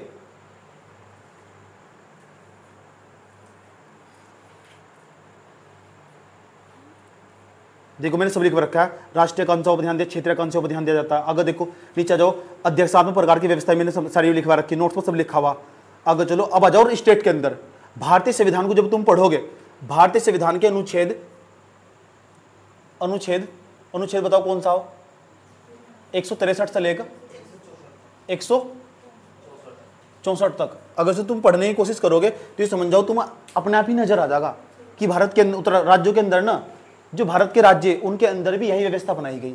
यही व्यवस्था कौन सी? संसदात्मक प्रकार की व्यवस्था। कौन सी व्यवस्था बनाई गई? ठीक, लिखा आवाज में। लेकिन सवाल ये नहीं पूछा जाता, ये पूछा जाता यार संसदात्मक प्रकार की व्यवस्था बनाई गई राज्यों में, या संसदात्मक प्रकार की व्यवस्था बनाई गई राज्यों में, भारतीय संविधान के कौन से भाग में आया? या भाग 6 में। ये बड़ी इंपॉर्टेंट बात है, याद रखना बात। यार मैं भी कह रहा हूं, हेलो हेलो, राज्यों के अंदर जो व्यवस्था अपनाई गई, यह व्यवस्था भारतीय संविधान के कौन से भाग में? अनुच्छेद 163 से लेकर 64 तक। और जो दूसरा कहां से, कौन से भाग में? भाग 6 में। याद रखिए बात। यार कौन सी व्यवस्था? संसदात्मक प्रकार की प्रणाली या पार्लियामेंट्री गवर्नमेंटरी सिस्टम, संसदात्मक प्रकार की व्यवस्था। ठीक, अब देखो यहां नोट्स पर सब लिख रखा, नहीं लिख रखा? राज्य सरकार के कितने अंग हो? 3। अब देखो राज्य सरकार के जो 3 अंग हो ना, उसमें लिख रखा है, एक तो लिख रखा है विधानमंडल। विधानमंडल कितनी चीजों को मिलाकर बनेगा? एक तो विधानसभा को और एक राज्यपाल को। देखो हमारे यहाँ उत्तराखंड हो, इसमें 70 विधानसभा सीट, तो 70 विधानसभा सीट को और राज्यपाल जी को, समझ बात है, राज्यपाल दोनों को मिलाकर क्या बन जाएगा? विधानमंडल। पता लग चुका है। लेकिन जहां विधान परिषद भी होगी तो विधानसभा, विधानमंडल, विधान परिषद, जैसे यूपी में होगा विधानमंडल, विधानसभा, विधान परिषद। 5 ही राज्य जहां विधान परिषद। विधान परिषद इस तरह काम करे जिस तरह राज्यसभा काम करे। पढ़े लिखे लोगों को वहां बैठाया जा, बुलाया जाओ ना, उनका चुनाव। पता लग चुका? तो राज्य सरकार होगी, तो राज्य सरकार के कितने अंग होंगे? 3। एक तो विधानमंडल, विधानमंडल को कितने भागों में बांट सको? 2। एक तो होगा हमारा विधानसभा, एक होगा राज्यपाल। और जहां विधान परिषद भी होगी, विधान परिषद में इंक्लूड कर लेंगे हम। उसके बाद बताओ, देखो दूसरे नंबर पर क्या लिखा हो? कार्यपालिका। अब देखो कार्यपालिका के अंदर हम क्या क्या पढ़ेंगे? जो राज्यपाल है, देखो राज्यपाल, राज्यपाल का कार्य, ये सवाल पूछा जाएगा कि क्या राज्यपाल कार्यपालिका का अंग हो? यस, राज्यपाल राज्य की कार्यपालिका का अंग हो। और कौन है? देखो मंत्रिपरिषद। और मंत्रिपरिषद का प्रमुख कौन हो? यहाँ से मुख्यमंत्री। और केंद्र में कौन हो? प्रधानमंत्री। अब देखो एक हो सचिवालय विभाग, लिखा हुआ सेक्रेटरीट, लिखा हुआ सेक्रेटरीट डिपार्टमेंट, सचिवालय विभाग। फिर महाधिवक्ता। राज्य में कौन हो? राज्य में, केंद्र में कौन हो? केंद्र में कौन? यहाँ तो महाधिवक्ता हो, वहां अटॉर्नी जनरल ऑफ इंडिया। क्या नाम है उसका? महान्यायवादी जिसे बोल लो। केंद्र में ऐसी व्यवस्था को महान्यायवादी बोल लो। बताओ महान्यायवादी का जिक्र भारतीय संविधान के कौन से अनुच्छेद में? आर्टिकल 76 महान्यायवादी का जिक्र। ठीक, यहाँ महाधिवक्ता। तो हम एक एक करके पढ़ेंगे पूरा का पूरा। फिर देखो साइड में न्यायपालिका भी है ना न्यायपालिका? ठीक, आ जाओ नीचे। अब बताओ हमें क्या पढ़ना चाहिए? हमें पढ़ना चाहिए राज्य की कार्यपालिका। तो राज्य की कार्यपालिका पढ़ रहे हैं हम। अब जब राज्य की कार्यपालिका पढ़े, मेरे नोट्स को देखो ना, राज्य की कार्यपालिका। तो राज्य की कार्यपालिका में पहले नंबर पर राज्यपाल है। पहले हम राज्यपाल को पढ़ेंगे, फिर मंत्रिपरिषद को पढ़ेंगे, फिर सचिवालय विभाग को, फिर महाधिवक्ता को। अब इसमें जाओ राज्यपाल। पहली बात तो याद रखना, जिस तरह देश के अंदर राष्ट्र का जो पहला नागरिक हो, राष्ट्र का जो पहला नागरिक हो कौन हो? राष्ट्रपति। देश का जो पहला नागरिक हो राष्ट्रपति हो, और राष्ट्रपति तीनों सेनाओं का अध्यक्ष भी हो। याद रखना बात है, तीनों सेनाओं का जो सर्वोच्च अधिकारी वही हो। समझ बात है, सारी पावर उसी के हाथ में हो। समझ बात है, कभी भी देश के अंदर नेशनल इमरजेंसी लगानी हो ना तो राष्ट्रपति लगाते हैं। अच्छा, नेशनल इमरजेंसी लगाई जा मतलब राष्ट्रीय आपातकाल लगाया जाए, भारतीय संविधान के अनुच्छेद 352 के तहत लगाया जा, और वित्तीय आपातकाल लगाया जाए 360 के तहत, 360 के तहत, और जो राष्ट्रपति शासन लगाया जाए 356 के तहत। ध्यान तो सुनने, पहले ही कहा था मैंने, साथ साथ पूरा पूरा पॉलिटी रिवीजन करवा दूंगा तुम्हें। समझ में ही बात है, दोबारा फिर समझ लो। राष्ट्रीय आपातकाल लगाया जाए 352, वित्तीय आपातकाल 300, और राष्ट्रपति शासन, और तीनों राष्ट्रपति लगाते हैं। तीनों कौन लगाते हैं? राष्ट्रपति। किसकी सलाह पर? मंत्रिपरिषद। अच्छा, कोई दिक्कत तो नहीं यहाँ तक? चलो, राज्य का पहला नागरिक कौन हो? राज्यपाल। याद रहेगी बात है? ठीक है, आने वाले उत्तराखंड के अंदर हम अगर राज्यपाल का जिक्र पूछा तो डायरेक्ट पूछ ले 153 में। अब यूं नहीं है कि अनुच्छेद 153 में उत्तराखंड के राज्यपाल का उल्लेख। रैपिड इतने मालूम याद करोगे? सही बात है। उत्तराखंड बना 2000 में, संविधान बना 1950 में। सही बात है, तुम्हें बैठ के लिख रहे थे पहले 2000 में एक उत्तराखंड वो बनागा। सही बात है, अनुच्छेद 153 में लिख रहे थे उत्तराखंड। एक बच्चा सही मिला था मुझे ऐसा पीस जी, उत्तराखंड का उल्लेख अनुच्छेद 153 में। अरे भाई, महान मूर्ति, इतना महान होगा क्या उत्तराखंड कि हमारे संविधान निर्माताओं ने पहले ही परख लिया था सर। चलो योग्यता देख लो, योग्यता कौन राज्यपाल बन सके? मेरी पर्सनल इच्छा है मैं राज्यपाल बनूं, मेरी पर्सनली इच्छा है मैं राज्यपाल बनूं। यार मैं सब कुछ बनना चाहता हूँ। अरे यार मैं राज्यपाल बन गया ना तो मौज आ जाएगी। अच्छा, IAS अधिकारी आराम से राज्यपाल बना, मौज मारा, कोठी मिलेगी, बंगला मिलेगा, गाड़ी मिलेगी, पावर मिलेगी, और करना कुछ नहीं। सबसे बड़ी बात है करना कुछ नहीं, साइन साइन करने, बिल्कुल राष्ट्रपति की तरह, ऐस की जिंदगी। ठीक, तो बना दो तुम राज्यपाल? बोलो बना दो। मेरे बाप के घर में बनने ना राज्यपाल, राज्यपाल बना दो तुम। पहला IAS अधिकारी बनकर दिखाओ, फिर बना दूंगा। बना दो। योग्यता कौन राज्यपाल बन सका? पहली बात तो सुन लो, भारत का नागरिक होना चाहिए, ये भी राज्यपाल। अच्छा, सवाल पूछ लिया, राज्यपाल की योग्यता के संदर्भ में निम्नलिखित कथनों पर विचार कीजिए। हेलो हेलो, राज्यपाल की योग्यता के संदर्भ में निम्नलिखित कथनों पर विचार कीजिए। पहला स्टेटमेंट, वह भारत का मूल रूप से नागरिक होना चाहिए। ये स्टेटमेंट सही है गलत है? क्योंकि कहीं भी नहीं लिखा हुआ ये मूल रूप से नागरिक होना चाहिए, केवल भारत का नागरिक होना चाहिए। अच्छा एक बात बताओ, अगर मुझे एक बात बताओ, मेरा दोस्त है एक जॉन, सही बात है, और जॉन अमेरिका का रहने वाला, और वो भारत के अंदर आया, ठीक, और उसने भारत की नागरिकता ले ली। अब बताओ राज्यपाल बन सका क्या? बन सका? यस, नागरिक होना चाहिए। अगर मैं कहता हूं, ध्यान से सुन लो अच्छे तरीके से, ध्यान से सुन लो। अगर मेरा दोस्त जॉन आया दोबारा, जॉन 2.0 आया इस बार, उसने सोचा ओए सोन भाई क्या हाल है, हाय, ठीक, मैंने कहा सोन बताओ क्या हाल है, ठीक, नहीं दोस्त नहीं, फ्रेंड आई मेरी जूलिया। कौन आई? अच्छा बहुत दिन बाद एंट्री हुई क्या इसकी? तो जूलिया आई, तो जूलिया पता क्या सुन लो यार, सुन लो। जूलिया बोलती है हेलो, सुन लो, जूलिया बोलती है हेलो सर, मैं आपके देश में राष्ट्रपति बनना चाहती हूँ। मैंने कहा भाग यहाँ तक। सही बात है, क्योंकि राष्ट्रपति वही बन सको जो भारत के अंदर पैदा हुआ हो, मूल रूप से नागरिक हो। सही है बात है, पता तुम्हें? अब भी सोच लो, मैं भी कह रहा हूं, मेरी फ्रेंड जूलिया अमेरिका की रहने वाली, लेकिन भारत की नागरिकता मिल चुकी, क्या वो राष्ट्रपति बन सकती है? अभी सोच लो, जूलिया राष्ट्रपति बनेगी नहीं बनेगी? द्रौपदी मुर्मू के बाद उसका ही नंबर होगा। जूलिया राष्ट्रपति बनेगी क्योंकि भारत का संविधान उसे आजादी दे रहा। समझ बात या? लेकिन दिक्कत एक, क्या तुम मुझे बता सकते हो जूलिया जो मेरी फ्रेंड भारत आई, उसे मौलिक अधिकारों में तो कौन कौन से मौलिक अधिकार प्राप्त होंगे? ऐसे कौन से मौलिक अधिकार जो भारत के केवल भारत के लोगों की प्राप्त और किसी को प्राप्त नहीं है? तो मैं तुम्हें बता रहा हूं, पहले ही मैंने बताया पढ़ाते हुए, 15, 16, 19, 29, 30, ये मौलिक अधिकार रट्टा मान लो, 15, 16, 19, 29, 30।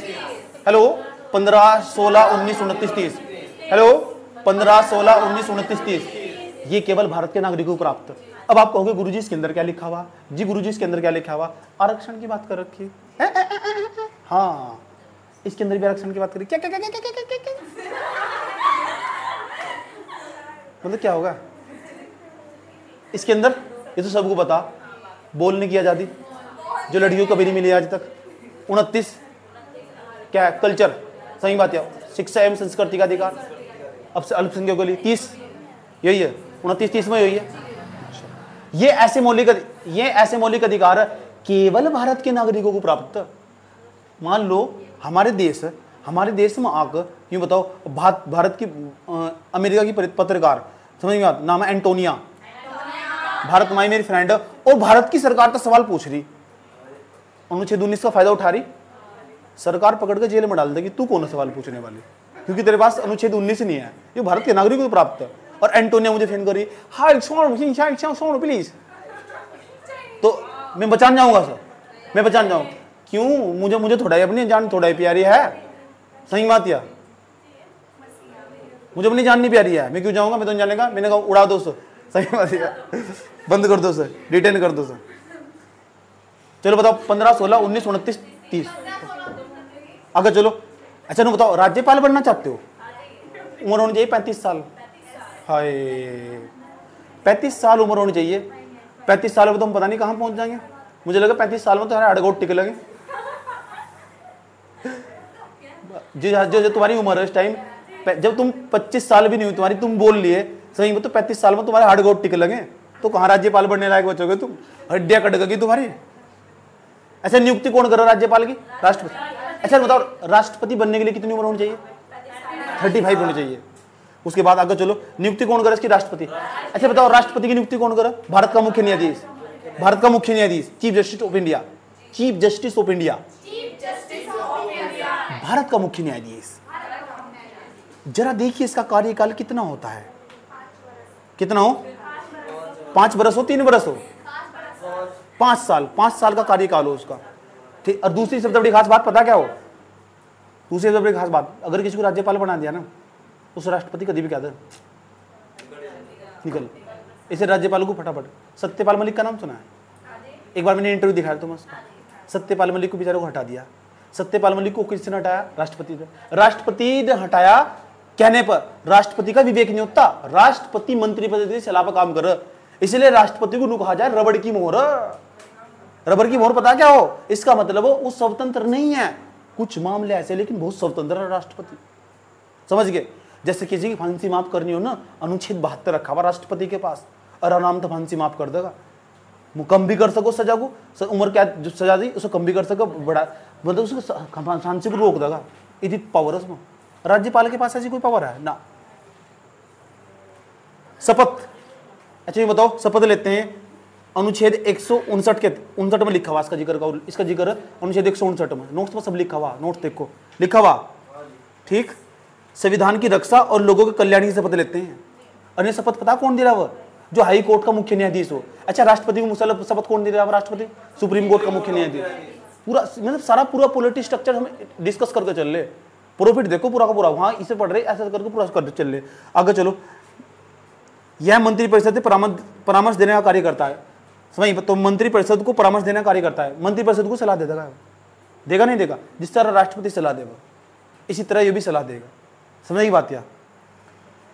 अच्छा आ जाओ, आगे आ जाओ, उत्तराखंड के अंदर आ जाओ। जब राज्यपाल तुम पढ़ी लिए तो उत्तराखंड का राज्यपाल था पहले नंबर पर, उसका नाम है सुरजीत सिंह बरनाला।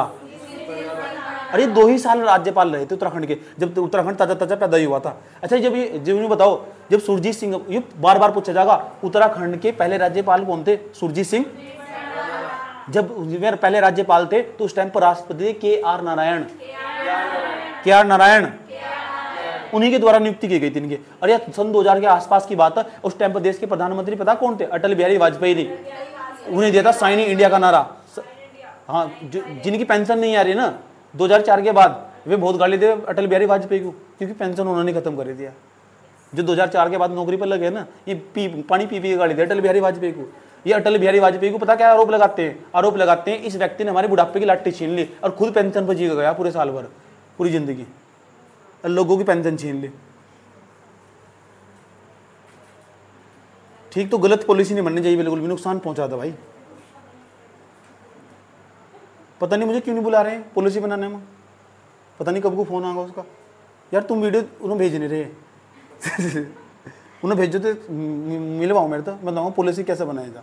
10-15 मैं मुझे कह रहा 15 दिन देश को मेरे हाथ में दे दो, सभी सबकी वाट लगा दी पूरे सिस्टम की।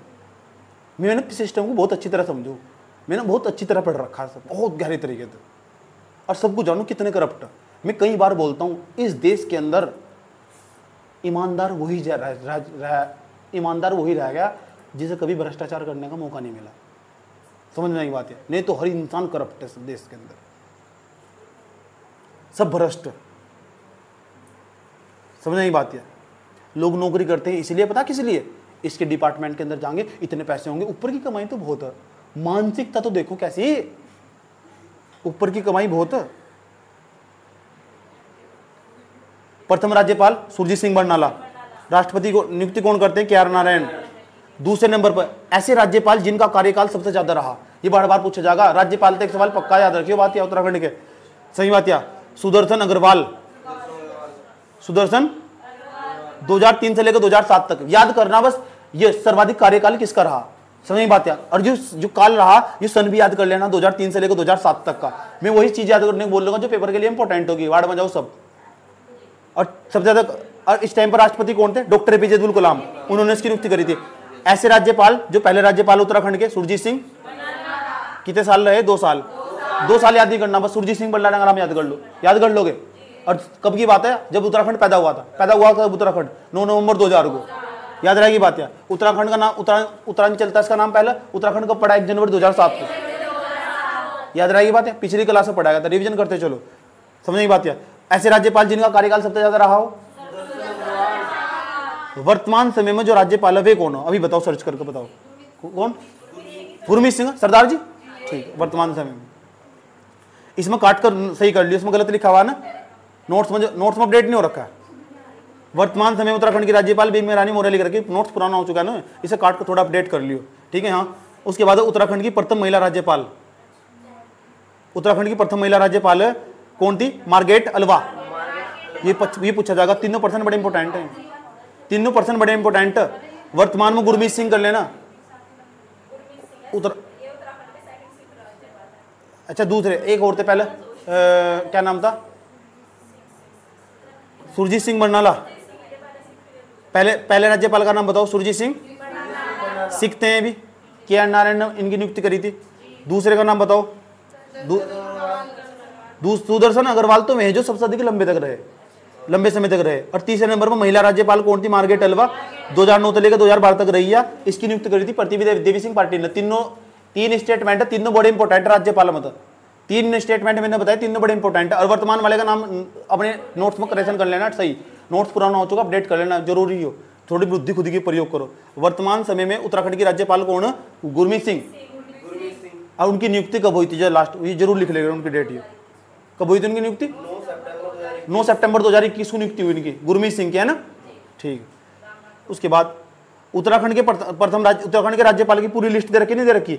इसमें बेबी रानी मौर्य आने हो, सही बात है। इसके बाद कर लेना, एक जोड़ लेना 8वें नंबर का, वो क्या है? गुरमीत सिंह हो गए। कौन सी डेट बताई तुमने?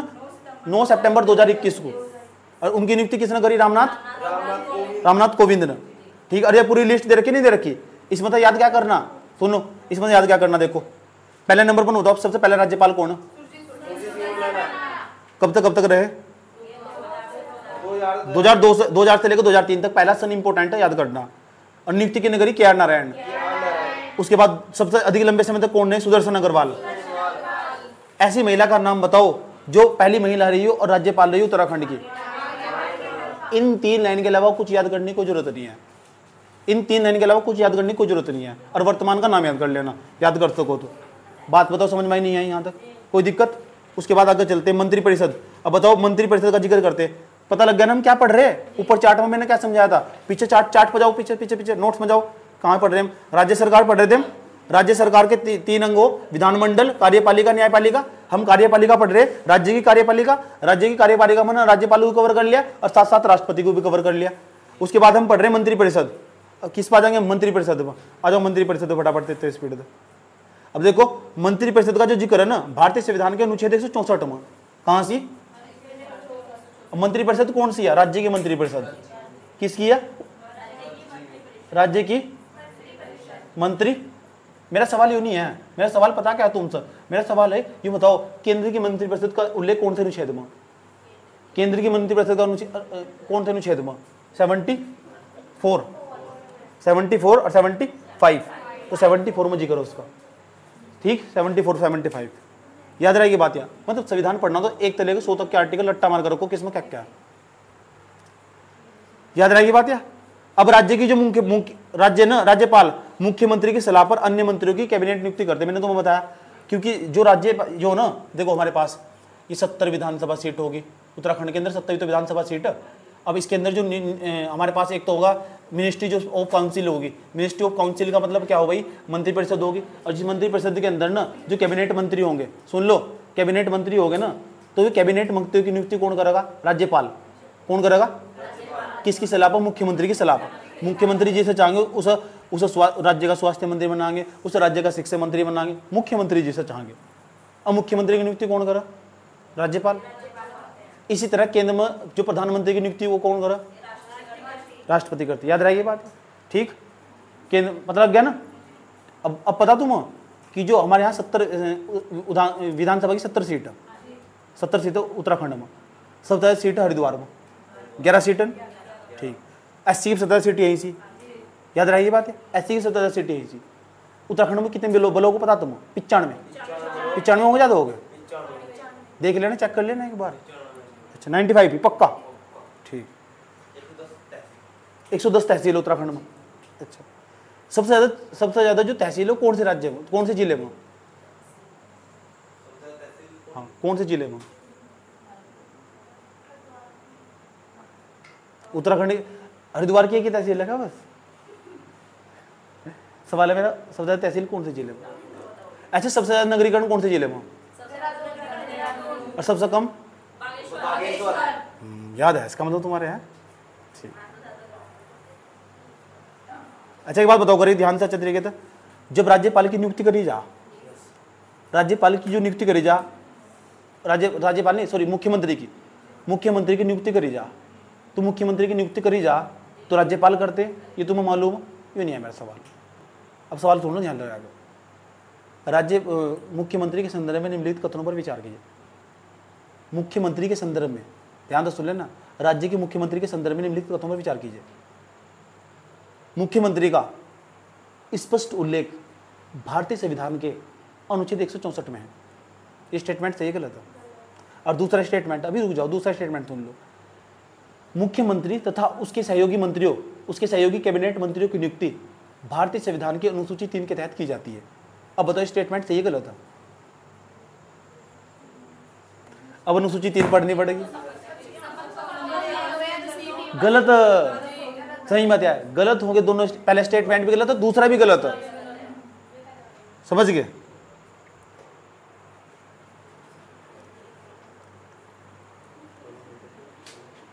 आगे चलो।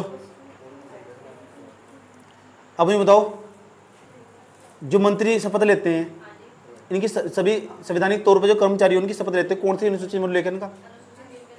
अनुसूची जो शपथ लेते हैं। ठीक,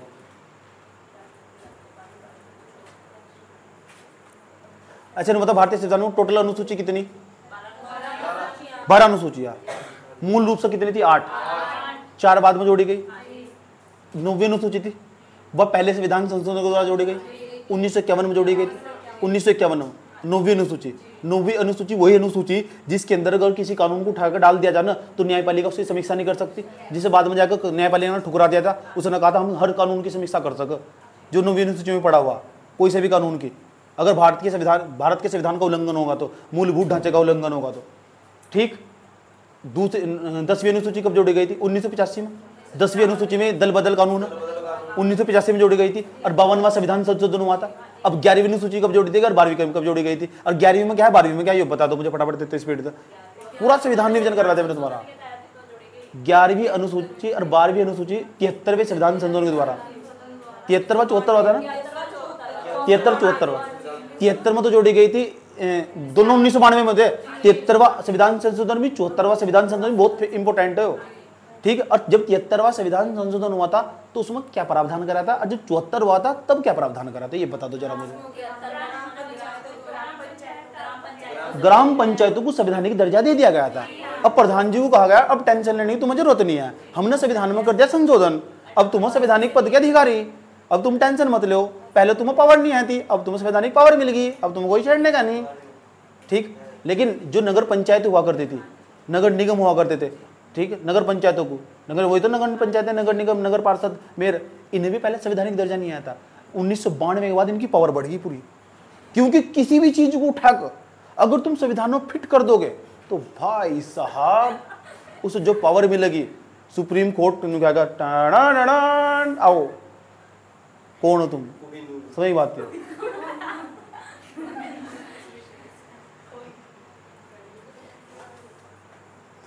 कोई दिक्कत हो रही? पॉलिटिव रिवीजन चलें?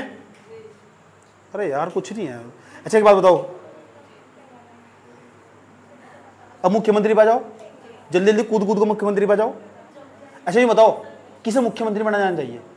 अच्छा एक सवाल पूछ रहा हूं तुमसे, सवाल पूछो। Hello hello hello hello hello hello, निम्नलिखित कथनों पर विचार कीजिए। मुख्यमंत्री, ध्यान से सुन लेना, मुख्यमंत्री का स्पष्ट उल्लेख भारतीय संविधान के अनुच्छेद 164 में उपस्थित है। स्पष्ट उल्लेख, कौन मुख्यमंत्री बना? पूरे संविधान में कहीं नहीं लिखा हुआ, इस पर कहाँ लिखा हुआ? मतलब एक बात ऐसी चीज तो मान कर जाइए, तुम ऐसा स्टेटमेंट है ना अपना पढ़ा दियो। ट्रेंडिंग अब आजकल ऐसे सवाल भाई हैं।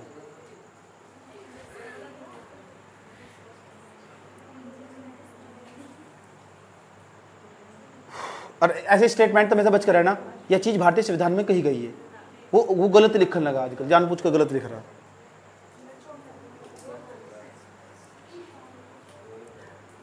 मुख्यमंत्री बजाओ, देखो मुख्यमंत्री कार्यपालिका हो जो राज्यों के अंदर, जिस तरह केंद्र के अंदर जो कार्यपालिका हो, काम करने वाली कार्यपालिका, मुख्यमंत्री प्रधानमंत्री हो गए, उसके आसपास 24 मंत्री हो गए, यूनो मिलाकर कार्य करेंगे देश के अंदर, तो वो कार्यपालिका होगी। इसी तरह राज्य के अंदर कार्यपालिका हो, मुख्यमंत्री होंगे, उसके आसपास के सारे मंत्री होंगे, वह कार्यपालिका होगी। ठीक, उन सभी जो राज्य के अंदर कार्यपालिका हो उसका जो प्रमुख हो कार्यपालिका का वो मुख्यमंत्री, और केंद्र में कौन हो? प्रधानमंत्री। याद रहेगी बात है। इसलिए जब राज्य के अंदर ना पद बांटे जा तो सबकी नजर एक चीज पे रहा है, जब सरकार बनने किसी की, मुख्यमंत्री कौन होगा। क्योंकि सारी पावर उसके पास रहेगा। ठीक, ऐसा कोई सारे में है जो मुख्यमंत्री बनना चाहता हो? है?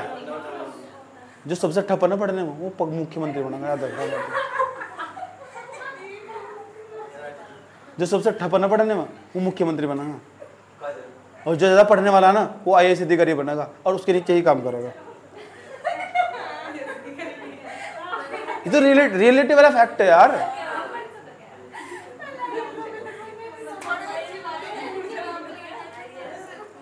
इसमें लिख भी रखा है मुख्यमंत्री को ही प्रधानमंत्री का लघु रूप कहते हैं।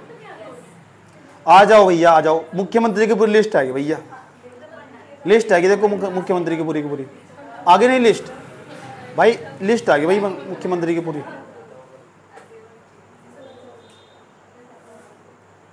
आओ देखो लिस्ट में क्या क्या लिखा हुआ।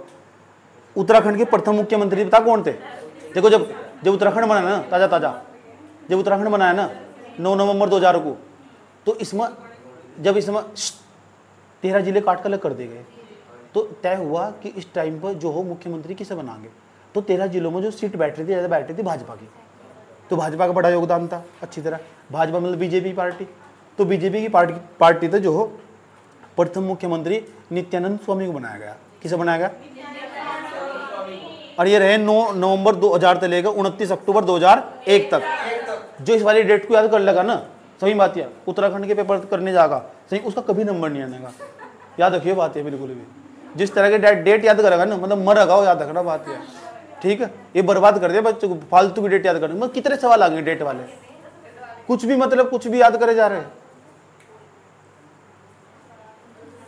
देखो बीजेपी का लिखा है, बीजेपी का गढ़वाल मंडल का, ठीक।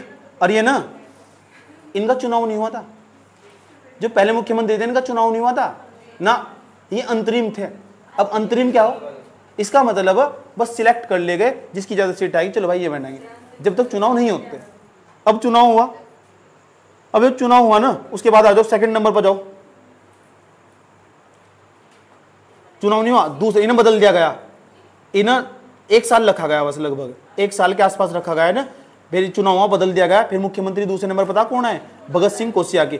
123 दिन ये रहे, ठीक है। इसलिए उत्तराखंड पर आरोप लगाया जा, पता क्या आरोप लगाया जा, यहाँ इतनी भर्ती नहीं निकलती लड़कों की लड़कियों की, सही बात है, जॉब की, जितनी मुख्यमंत्री की भर्ती निकला है यहाँ से, सही बात है। सच में ही यहाँ के लोग आरोप लगाते हैं। मैं तो एक आर्टिकल लिखने वाला था, बच गया हूँ, सही बात। आर्टिकल लिखता मुख्यमंत्री के खिलाफ कि मतलब भर्ती भी निकाल दो चाचा। 3rd नंबर पर जाओ, 3rd नंबर पर देखो मुख्यमंत्री जो है ना 3rd नंबर पर, नामन नारायण दत्त तिवारी। 1832 दिन तक सबसे लंबा कार्यकाल उत्तराखंड में निकाई है, प्रथम निर्वाचित मुख्यमंत्री थे। इनका चुनाव हुआ 2 मार्च सन 2000 को जब चुनाव हुआ, और 7 मार्च 2007 तक रहे। सबसे अधिक लंबा कार्यकाल इनका ये। पहला याद रखना नित्यानंद स्वामी, बोलो नित्यानंद स्वामी। ये चुने हुए मुख्यमंत्री थे, अंतरिम, याद रहेगी बात यह। और अंतरिम नंबर पर ही दूसरे कौन थे? भगत सिंह कोश्यारी। और इन्होंने दिखाई अपनी होशियारी और 123 दिन में हट गए। कौन थे? भगत सिंह। और इन्होंने क्या दिखाई अपनी? बस फिर हटा दिया गया। और तीसरे नंबर पाए निर्वाचित मुख्यमंत्री, उनका नाम था नारायण दत्त तिवारी, ठीक। और इन्हें ये भी ज्यादा दिन नहीं टिक पाए, लेकिन बहुत दिन टिक पाए। 1832 दिन तक कार्यकाल रहा इनका। प्रथम निर्वाचित मुख्यमंत्री थे 2002 से लेकर 2007 तक। और 2005 में सरकार बदल चुकी थी, मनमोहन सिंह की देश के प्रधानमंत्री बन चुके थे, और उन्होंने भौकाल मचा दिया था देश के अंदर। RTI एक्ट ला 12 अक्टूबर 2005 को, याद रहेगी बात यार। और वो बहुत बड़ा एक्ट था, अब RTI एक्ट वाला, सही बात है। RTI का बहुत फायदा यार। चौथे नंबर पर मुख्यमंत्री कौन बने? मुख्यमंत्री भवन सिंह खंडूरी। ये तो देख लो, मैं इनके नाम इसलिए पढ़ रहा हूं, एक सवाल ये पूछ रहा था पेपर में, निम्नलिखित में से कौन सा उत्तराखंड का मुख्यमंत्री नहीं है? तो एक बार लिस्ट पढ़ रखी तो तभी सवाल होगा, होने का ही नहीं। तो देखो भुवन चंद खंडूरी 839 दिन, और डेट बिल्कुल भी याद नहीं रखनी, मोटे मोटे तौर पर। हाँ 7 से लेकर 9 तक रहा होगा, चलो हटाओ से। मुख्यमंत्री रमेश पोखरियाल निशंक। रमेश पोखरियाल निशंक यही है जी, हाँ हरिद्वार की सीट तो बार बार जीत कर जा रहे थे। सांसद जी जो केंद्र में शिक्षा मंत्री बनाएंगे, पता नहीं कौन सा पद उठा कर दे दिया, मतलब कुछ भी यार किसी को बनाए जा रहे। अनाप शनाप इन्हें शिक्षा मंत्री बना रखा है, बेवकूफ आदमी कहीं के। ये मेरे हिसाब से नहीं ग्राम पंचायत के अधिकारी बनने लायक नहीं है, वीडियो का पेपर देने लायक। इनमें वीडियो का पेपर देता निकलने का नहीं इन पर, जिन्हें तुम शिक्षा मंत्री बना रहे। उसके जो मुख्यमंत्री देखो कौन बने, भुवन चंद खंडूरी फिर बने, फिर आगे कौन बने, विजय बहुगुणा होंगे, 2014 तक रहे हैं। बस हरीश रावत, उत्तराखंड का युवा से बहुत खुश है। इसने जो रोजगार दिया ना उत्तराखंड के युवाओं को, उसकी ना असीम, उसकी कोई सीमा नहीं है, सब खुश है हरीश रावत। कब आए हैं? 27 मार्च 2016 तक, 2 साल तक। 2014 में कौन आए थे? हर मोदी, बस हर मोदी जी आए। 2 साल में मोदी ने जलवा दिखाया और उत्तराखंड के अंदर राष्ट्रपति शासन लगा दिया।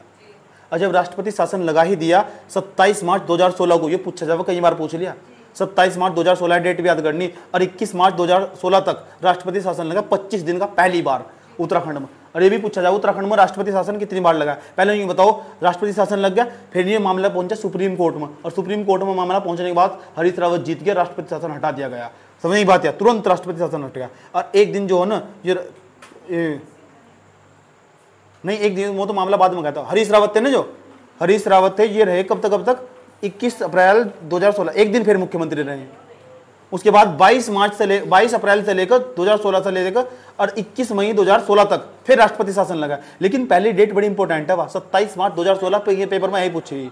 सही बात है, 25 दिन का राष्ट्रपति शासन लगा था हरीश रावत को, क्योंकि पता कौन थी, यहाँ कांग्रेस की सरकार थी और केंद्र में उसकी बीजेपी की सरकार थी। तो केंद्र और राज्य के बीच में जो कंट्राडिक्शन है ना, जो विरोधाभास है, वो हमेशा तो चलता है। वो हमारे देश की एक समस्या, और वो किसी भी लोकतंत्र में ना ऐसा होगा ही होगा, तय कर लो बात। तो बहुत ही कम देश होंगे ऐसे जिनमें संघवाद की भावना होगी, एक दूसरे को आगे लेकर आगे बढ़ेंगे। समझ बात है, देश के बारे में सोचते हैं। नहीं तो जहाँ बीजेपी सरकार वहाँ पैसा कम देते हैं, मतलब वहाँ ज्यादा पैसा देंगे, जहाँ उसकी कांग्रेस की सरकार है वहाँ पैसा कम दे। वो आगे चलो, बजट काट लो उनका, आगे चलो। मुख्यमंत्री फिर बने 10वें नंबर पर हरीश रावत। हरीश रावत तो बहुत बार मुख्यमंत्री बन गए, 1 2 3 बार मुख्यमंत्री। फिर वो आया जो कोरोना को जीव बता रहा था, सही बात है, फिर वो आया मुख्यमंत्री। ये दुनिया के ना, मतलब दुनिया का, उत्तराखंड का, पूरे भारत का सबसे भ्रष्ट मुख्यमंत्री, मैं पूरे भारत का नहीं, इसे पूरे वर्ल्ड का सबसे भ्रष्ट मुख्यमंत्री मान लूंगा, त्रिवेंद्र सिंह रावत। और हमारे इधर के लोग इतने गधे, इसे जिता कर तब भेज दिया। ये मुख्यमंत्री था जो कोरोना को जीव बता रहा था। तुम कह रहे हो वो जीव, वो आया, वो जीवेगा। अरे भाई, अपने घर में बैठा ले से जीव को। मैं उत्तराखंड के युवाओं से कहना चाहता हूँ, नौकरी की तुम्हें कोई जरूरत नहीं है, तुम्हें ना कुछ और देखना चाहिए। अपने गाय भैंस बांध दो, मतलब हम गाय भैंस बांध, और तुम क्या करो, और तुम और तुम्हारे बच्चे क्या करो, वे अमेरिका में जाकर मस्ती कर, वे किटी पार्टी कर, और हम यहाँ घास काटते।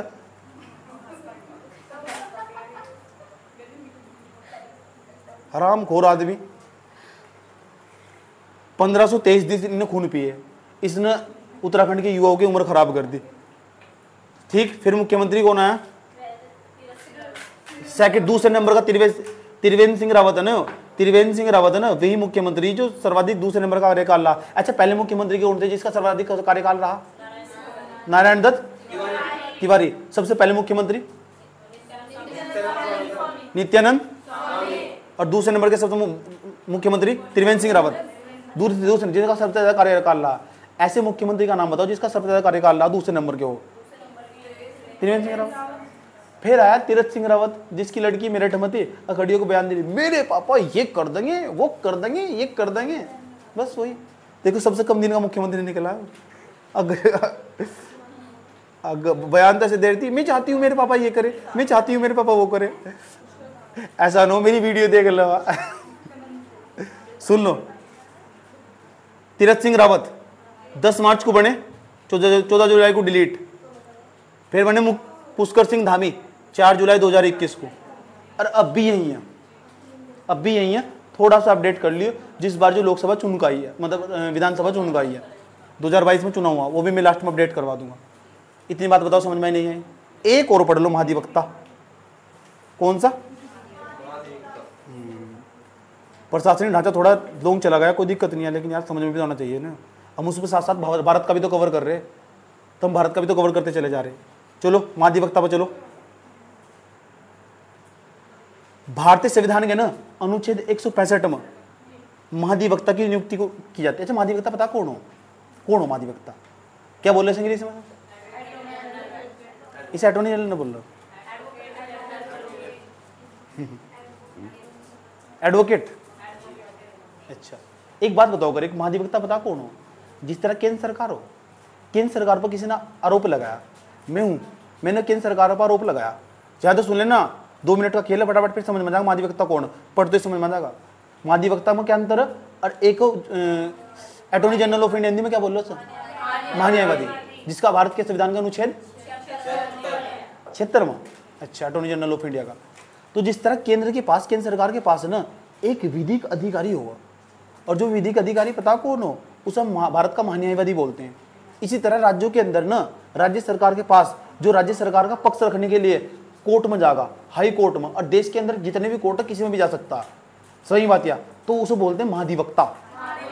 जिस तरह केंद्र सरकार का पक्ष रखने के लिए जो महान्यायवादी ना, वे हाई कोर्ट, सुप्रीम कोर्ट कहीं भी जाते हैं। तुषार मेहता नाम सुना? सही बात है, सरकार का पक्ष रखने के लिए आते हैं, कहीं भी जाते हैं, वही जाते हैं सरकार का पक्ष रखने के लिए। सरकार के विरुद्ध बिल्कुल भी बात नहीं कर सकते, विधिक अधिकारी होंगे बिल्कुल, समझ में आई बात है? लीगली तौर पर उन्हें बनाया जाएगा, तो एक संवैधानिक पद हो पूरा का पूरा हो, सरकार का पक्ष। मैंने सरकार पर केस कर दिया, अब सुनो कि क्या केस करा। मैंने कहा सर, मैंने में गया हाई सुप्रीम कोर्ट में, सीधा सुप्रीम कोर्ट में केस करने, क्योंकि मैं जा सकता हूँ, पढ़ा लिखा मैं वकील हूँ। आज नहीं तो 2 साल बाद, 2 साल, 1 साल होगा ना, 1 साल 2 साल बाद मैं पूरा पूर्ण रूप से वकील बन जाऊँगा, समझ नहीं बात है? और जैसे मैं वकील बन गया तो मैंने कहा अच्छा क्या हो रहा है यार, मैंने पढ़ा था भारतीय संविधान का अनुच्छेद 21 पढ़ा था। अच्छा, अनुच्छेद 21 में क्या लिखा हुआ? इसमें लिखा हुआ कि भारतीय संविधान के अनुच्छेद 21 के तहत ना मुझे ना राइट टू लाइफ, और राइट टू लाइफ क्या पता क्या है? मतलब जीने का अधिकार, आर्टिकल 21। और राइट टू लाइफ के तहत ना मुझे ना एक मुस्लिम की लड़की से प्रेम होगा, सही बात है? लेकिन मेरी उत्तराखंड की सरकार पता क्या कह रही? ये तो लव जिहाद चल रहा है। क्या चल रहा है? लव जिहाद।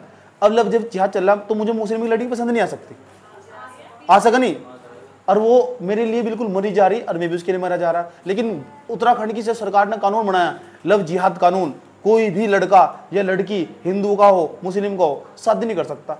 अब उस कानून ने कहीं ना कहीं मेरी तो आज़ादी छीन ली, मेरी तो महबूबा को अलग कर दिया ना, सही बात है? मैं उत्तराखंड की सरकार पर केस ठोकूंगा, उत्तराखंड की सरकार पर केस ठोकूंगा। अब उत्तराखंड की सरकार पर जैसे मैं केस ठोकूंगा, उत्तराखंड की सरकार ने नहीं, केंद्र सरकार ने कानून बनाया था पूरे भारत के अंदर, मुझे अच्छा नहीं लगा। मुझे ऐसा लग रहा कहीं ना कहीं भारतीय संविधान का अनुच्छेद 21 का उल्लंघन हुआ।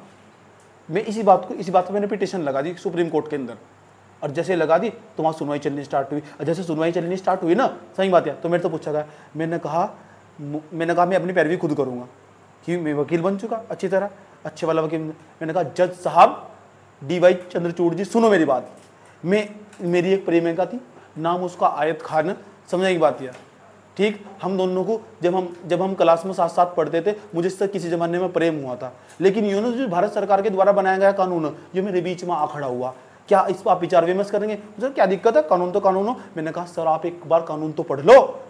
बताओ, कानून की कॉपी हमारे सामने जमा करवाई जा, तो जमा करवाई गई, उन्होंने पढ़ा, अच्छा ये बात है। मैंने कहा सर 1 मिनट, सर आप भारतीय संविधान का भाग 3 खोल लो। सर ने खोला भारत भाग। मैंने कहा सर आर्टिकल 21 पढ़ो। सर ने आर्टिकल 21 जीने का अधिकार, राइट टू लाइफ। तुरंत आई और कानून को उठाया, और सुप्रीम कोर्ट ने पूरे कानून को खारिज कर दिया।